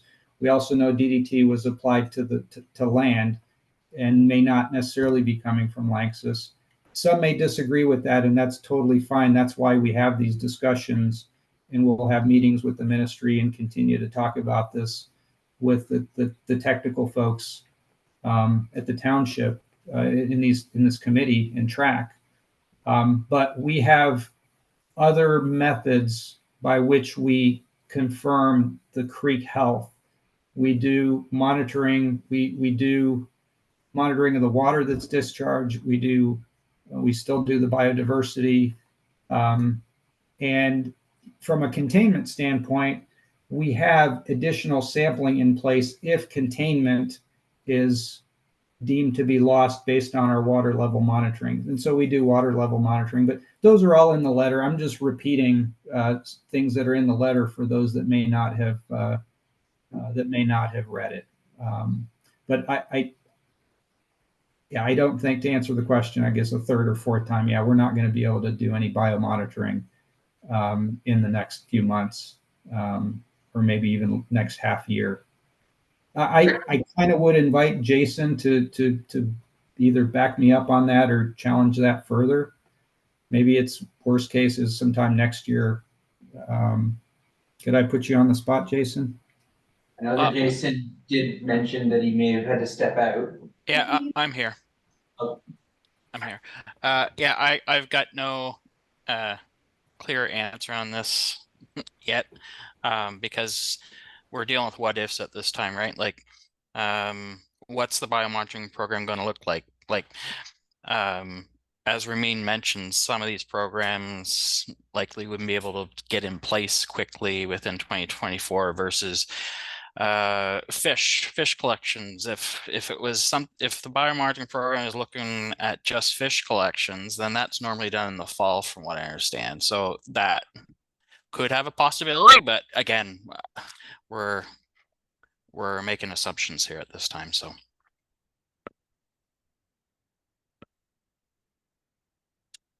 right, so I guess that brings us to the end of the updates, unless there are any other comments, questions, observations. General nuisances? No. All right, so we are into item 9 on the agenda, preparing for the spring TRAC update to council. So I just wanted to take a moment and note that we are in this transition phase between the old TAG-RAC structure to this new TRAC structure. And what council has asked for with the new formats. And I think that, what we had heard from the community is the need for more communication, more two-way communication, do a better job of advising the community, what's going on, all things aquifer related. So to that end, where am I here?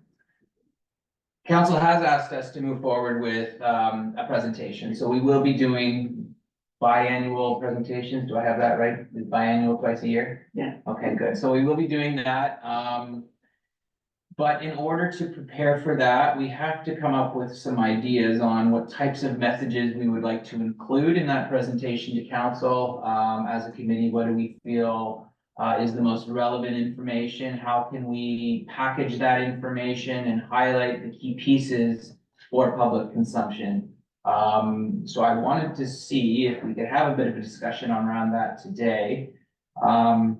I think that the information that Joe provided us is absolutely phenomenal and really tells that story, especially those 4 charts that you shared at the end there. That is the type of messaging that I would really like to bring forward. I think that that's pretty much the key piece. In addition to that, obviously a lot of the key updates that we've seen now, what that looks like. I know that we'll be working closely with Tiffany to build that out, but I wanted to create space tonight just to see if there were any feedback from the committee on what you suggest should be in that.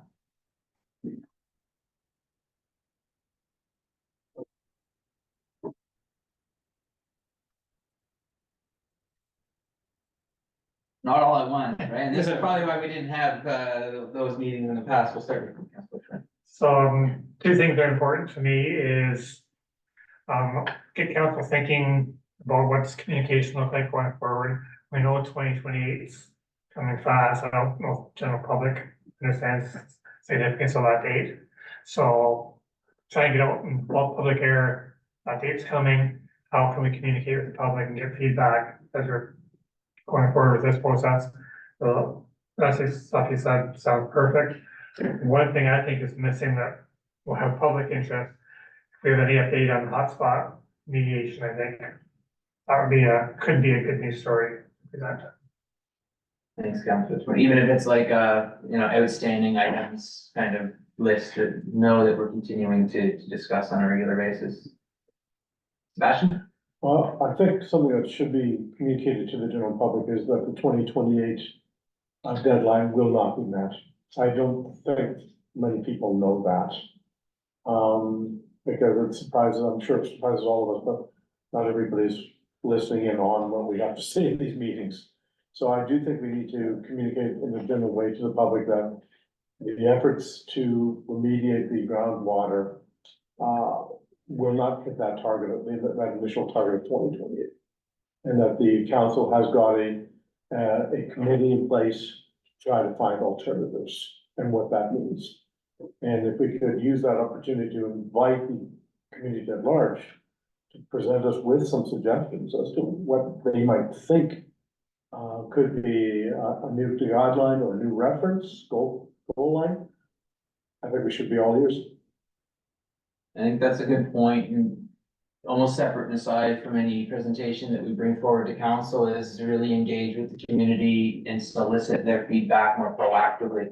And I think that that's something that we are going to strive to do through Engage Water the Region, for instance. We can put some forms of questionnaires out there and just seek public input. Whoever has an interest in it can answer those questions, and we can try to action that. I don't think we're going to be besieged with a lot of people coming, but there are going to be some activists who've got an opinion, and we can name some names. But I think it'd be, I think, in our interest to make sure that the public is aware that this issue is being looked at, and their input would be appreciated if they have one. I'm wondering if it would be relevant to your point, Sebastian, to include some of those projections that we're seeing that Joe had provided us with. I know that you can't really, they are just that, they're inferences, but I think that they do tell a story that we could help to communicate that we're not meeting that target, and here's why. And if we also interpret those graphs or those tables, I think that would be useful, because there are not many people, I think, understand what those tables mean. So even if we project down the road to 2028, and we have a figure that we think might be the cumulative mass left, we have to let them know that that's still above Ontario water drinking standards. Right there. Okay, and that's still an issue. That's why this is an issue.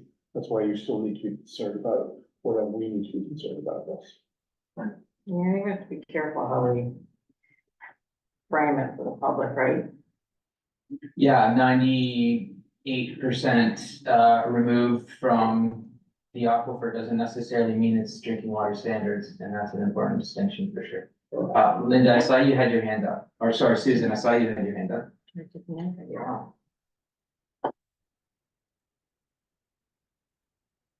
Find that pesky unmute button. There you go. Okay.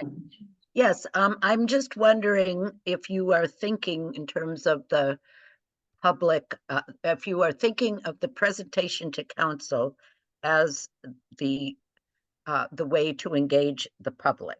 I mean, independent of Engage Waterloo and the surveys. I'm wondering if TRAC should include a semi-annual or an annual public meeting, a presentation to the public, where we start at the beginning and have perhaps a very brief summary of the history of the site, and that could be a kind of template that you would use for every presentation, so that you're really engaging people who don't know anything about what's gone on here. We're getting a lot of new people in Elmira and Woolwich. And I just wonder if there's, when we say a presentation to council, of course that's public, but people don't think about a presentation to council as a presentation to the public. And so it would be like a forum where people could ask all kinds of questions, and some TRAC people would be there to attempt to answer them. That would be a proposal I would think. I think it would be useful from time to time to engage the public in person directly. I would generally support that, Susan. In fact, a few months ago, maybe a couple months ago, Rural Roots had an engagement session that was organized privately, and it was really well attended with standing room only. I know that Councillor Burgess had attended. So I know that there is an appetite and an interest in the community. It's just making sure that we match our forum to the needs of the community members, and maybe, you know, getting outside of council chambers into the community is the better strategy. Yeah. Thank you. Probably do have that.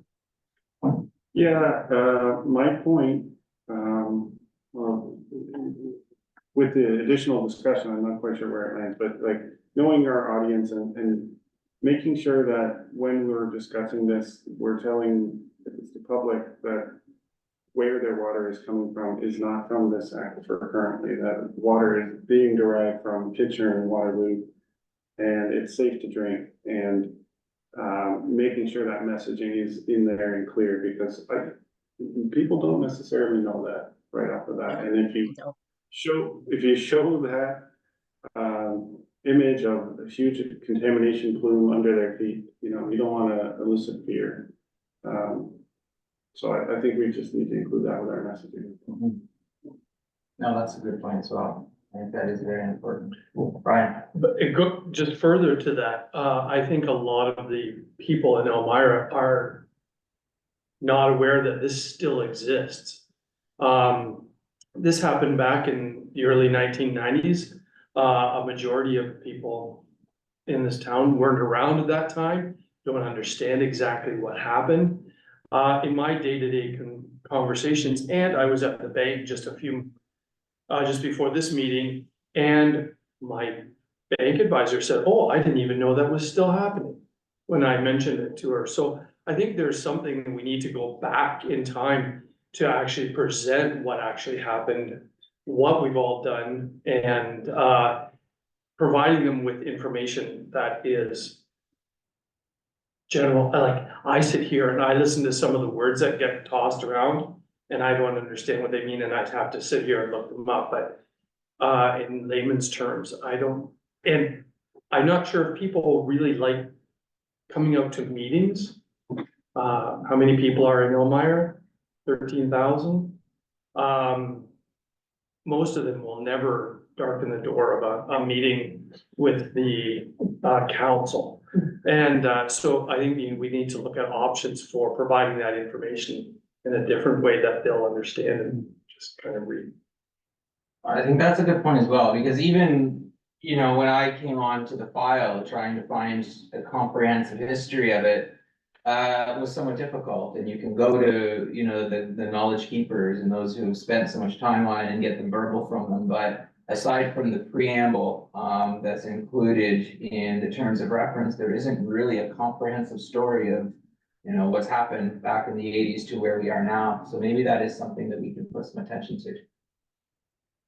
At one point, we spoke of a plain language, short document that would basically provide in grade 6 level Mhm. language, a history, a current status, where the water's coming from, it's safe, but this exists in place, in situ.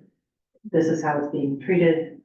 You know, so that kind of document that could be, general distribution or available for pickup. Yeah, I think there's certainly opportunities for us to Yeah. explore that, and there's various formats that we can present that information and, you know, tailoring it to respective audiences. So I think that that's something that we need to continue to put some thought into. With all these great ideas comes the added work associated with bringing them to fruition, though, and I think that that's where this committee may run into a bit of a struggle. Is these are wonderful ideas. How are we going to take them from ideas to the final product? You know, who's doing that work? Are we comfortable putting our hands up to take on responsibility? Are we hoping that the staff, the township is going to take some of the support on? I'm just wondering where the committee generally rests with that. Susan? Well, I think it would be a subcommittee that would put together a draft and then it would go to everyone at TRAC, and that would be the way it would be done. I'd be happy to work on that once we get the hotspots cleaned up. And your ankles healed. Yes. Yes, sir. So I'm struggling to, on a couple of issues related to the agenda item, which says spring track update for council. So not public update for council. To present anything that we've talked about here today, I think is a waste of time to council at this juncture. Because, and separating the creek from the groundwater, it has to be at a start. We've got 30 years of history of cleaning up the groundwater. We're not going to be able to present that to council in any meaningful way to demonstrate what's gone on, what's transpired, the effort that LANXESS and its predecessors have put into it, our review time, and where we expect to go, let alone what we want to do in 2028. Same with the remediation of the creek, or the cleanup of the creek. This has been going on since the mid-2000s when those elevated concentrations were first detected. We're going to look like laughingstocks if we think, or there's that opportunity if we don't present it correctly, that we've been sitting on our hands for 20 years, waiting for this and not making any progress, and either the ministry or ourselves or the company is going to look bad. So I think we got to be really careful about what we want to try to achieve in this first meeting, in this first update to council. I would suggest that perhaps one way to go about it is tell them where we are and what we're doing now. So we're reviewing we reviewed the annual report. We'll get back to you on what that means. We review monthly progress reports. We'll get back to you on what that means. And we are in the middle of the province making some final decisions on the cleanup of the creek and what to do with some remaining hotspots, following a comprehensive multi-year human health risk assessment that's the company has spent hundreds of thousands of dollars doing. So to get into any amount of detail, I think one or all of us are going to look bad, and all of us, meaning this committee, the company, and the ministry. So I would urge in this first meeting I would urge very small baby steps. And in this first meeting, be very selective on the amount of information we're giving them, not because we don't think they can handle it, but because there's a huge history here. And if we try to go out and spit it all in one meeting and give them an update, I don't think it's gonna come across well. And we're not gonna be able to do it. And I don't have the answers for remediation of the groundwater. LANXESS does, and their consultants do. I don't have the answers, or Susan doesn't have the answers for remediation of the creek. LANXESS does, and the consultants do. So we're an intermediary on the technical experts who have all the answers and can provide, as Ramin did tonight, a really good description of why we see chlorobenzene increasing in one particular area where it shouldn't have been. Well, that was because W4 was being pumped for an interim period of time, and it changed everything. So it's an incredibly complicated process. Even presenting those simple graphs, I've always heard, we're used to looking at those graphs. The general public does not understand graphs. They don't understand what they're trying to present, and they don't understand why we're using them and what we're actually getting from the information that's being presented in those. So providing very much to council other than these are all the things that were on the table at the moment, I think would set us on the wrong foot. Tiffany mentioned this plain language version of the remediation or of the conceptual model, because we needed to somehow try to explain what's been happening for 30 years and the efforts that's gone in and why, despite all of LANXESS efforts, because I believe their efforts have been sound and professionally monitored and progressed and decisions made in a very professional way, notwithstanding, little things that pop up. I really think we have to be careful of what we try to present to them, because we're not going to come off as presenting things well. So if we told them all the things that we're doing, that might be enough to just report this first time and say, we're still very early on. We've only had this committee. This is our first meeting. How are you going to explain 30 years of committees? I just think it's a very daunting task to try to present to the council, let alone the public, about what has gone on and what we're trying to achieve and why we're not jumping up and down screaming the sky's gonna fall when 2028 hits and we're not cleaning up the aquifer. I think we just have to be extremely cautious. So I guess that's my suggestion, is urging caution and limit what we're telling them this time, not because we're trying to withhold information, but just because it's so complicated. To prevent drinking from a fire hose, so to speak. Yeah, as Carl said, how quickly is that gonna, digress into, what, we're drinking all this water? No. What about all the private wells there? No, there isn't any, right? And then you get down these little rabbit holes that we have answers for, but detract from the message that we're trying to do, which is, so what do we want to try to accomplish in this very first update to council, let alone having a broader multi-year plan for bringing incremental bits to council? There's no point in bringing them the summary of the creek and the groundwater at the same meeting. We're only going to have their attention for a few minutes, 10 minutes, half an hour. Like, there's only so much, and they've got hundreds of other things on the agenda that they're going to be worrying about. We're just not going to get their attention. And I think if we step it in a very thoughtful way, of which we don't have the plan for at the moment. So trying to do a little bit smaller by saying, this is where we are. We're newly formed. We're newly commissioned to try to improve public outreach. We're going to come back and address this over time. Here's what's on our plate now. And these are the things we're looking at, without really getting into where we are, how successful we are, what decisions have to be made, and all those other things that are very important to this committee. I will just note that for the agenda item, you're absolutely correct. This is an update that's going to be presented at council, but it is for the public consumption. Right, so it's not necessarily tailored for council. I think the intent from council was to have it more of a community update. Correct me if I'm wrong. I thought it was the original intent, but listen there, I'm buying in more and more what he's saying, and that we should separate the two processes. Council update, this is what TRAC wants to do. These are the issues we're gonna figure out over the next 6 months, update you. So we need a separate parallel track, which is how do we engage the public? So a separate meeting where we can go more in depth as an online webinar, it's a grade 6 document.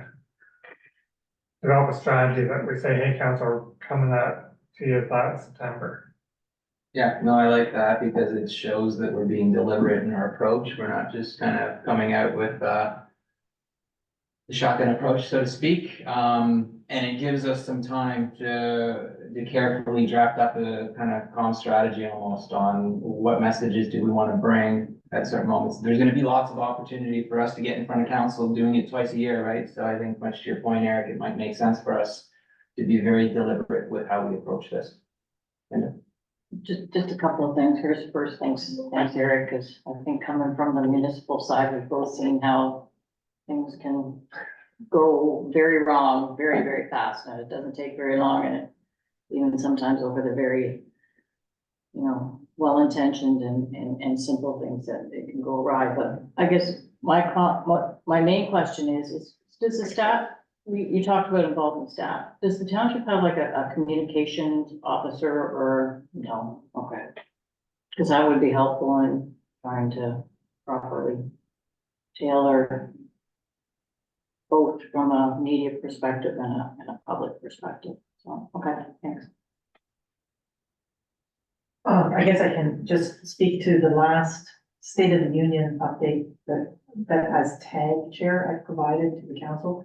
And it is very much in line with how Eric described it. I literally had to just sort of describe the big buckets of issues that, like, there was the creek, at the time there was the east side work, there was the aquifer work, and there was one other thing, but even just describing, as Brian mentioned, like, this is the site, this is the area of interest, basically. And that took 20 minutes. And there were a couple of questions. So like keeping it, as Eric sort of described, at that kind of higher level for the purpose of where we're at and what we're doing, probably. Now, I wonder though, as a part of that conversation, whether or not we bring in some of the data that we saw from, Joe today, I think that we need to tell that story in some way. And how that looks, I think it'll be plain language. Maybe it's just, it's been this much removed, but there are still some limitations to providing that information that we need to be mindful of. So I think that probably some more conversations need to be had. And maybe we can take this offline. Maybe you and I can have some more conversations around how to best present that. We will not be meeting again as a committee though before the potential update to council, right? So that could be problematic, unless we get direction from committee today to just kind of go with a high level update this time. Subsequent updates can be a little bit more in depth. Yeah. When is council meeting? June 4th, I believe. Okay, so another month and about. June 4th is the proposed penciled in date that we have to do. And we could push if we need to push. I mean, if we needed to go to council later June, we could have our next meeting and then. And how much time is usually allotted for us? The couple of times I've done it, I was told to have a 15 to 20 minute presentation with 10 minutes Q&A. I would suggest that we could probably make a request for a certain amount of time if we felt it necessary. If we felt that that wasn't sufficient. You don't think so? As counselors, our attention span is sometimes limited, so concise is better. Yeah, get it nice and early on. So is it the intent to, just because it's an update report, so I'm going back on my, is it intent to be as a delegation, or is it an actual intent that we're a committee of council and we're putting a report together and it's lumped in with all the committee reports? Yeah, so it's a presentation, so it's separate and aside from that, and it's also separate and aside from delegation. It's not a delegation because council is inviting you in. Oh, the presentation section, okay. Yeah. Yes. Sorry, I hit the button, seat button. Council already is aware of all of this because they've been updated in the past by RAC and other committees that have been involved in this. So it's not giving them all the information that they are needing to know. It's what we're looking at as a TRAC committee as to how we want to proceed with it in the future. Is that correct? It's not having to go back to council to explain everything that's been going on for the last 30 years. No. No, and so I think that's to the point maybe others had made is how can we tell the history to the public? In a plain language document, maybe through the website, other factors, but for this presentation, much to your point, yeah, I think it should focus more on the work that we're doing. It could be used as a forum for us to update not just council, but the public as well, and then answer any questions that may stem from that. So I think that you're correct. Okay. Yes. And just to build on what's been said, I appreciated Tiffany's comment that there have been previous reports to council, and they're certainly a good start. The other point that I would suggest we try to emphasize is we've reconfigured the committee. And one of the key reasons we reconfigured the committee is to have more public outreach. I think that's a really important message to say. We don't have a lot of that now today, but this is the plan, and so this is to be expected of increasing emphasis we're going to put on this area, and that they will see that through future presentations to council, hopefully, and our opportunities for other engagement. So that to me would be a good way to sort of present, here's where we are at this point. I definitely like that direction, and I appreciate all of the feedback, folks. It's gonna be really helpful. So as far as the next steps on this item, I will work with Tiffany to draft some general direction that we can circulate and make sure that everybody's in agreement with that as we proceed. In the meantime, we'll work to finalize the date that we will be bringing this forward in front of council. Recognizing it might be a little premature to move forward for early June. We'll see if we can perhaps push it back to give us one more meeting time to go over that. Be comfortable with that direction? All right. Thanks for hanging in. We're getting there. We're in item 10, other business. Are there any other items that any members would like to discuss tonight? Yes, Eric. I would just like to, as a recent retiree, congratulate Ramin on his pending retirement. I, for one, have very much appreciated his being able to talk to him as a professional hydrogeologist. That to me has brought a lot of credibility to the table. His approach and thoughtfulness at all issues that have come to this table, I think is a tremendous skill. And I think he alone has, and the efforts he's done has contributed a lot to easing of tensions between the committee and LANXESS. And I think he deserves a lot, if not all of that credit.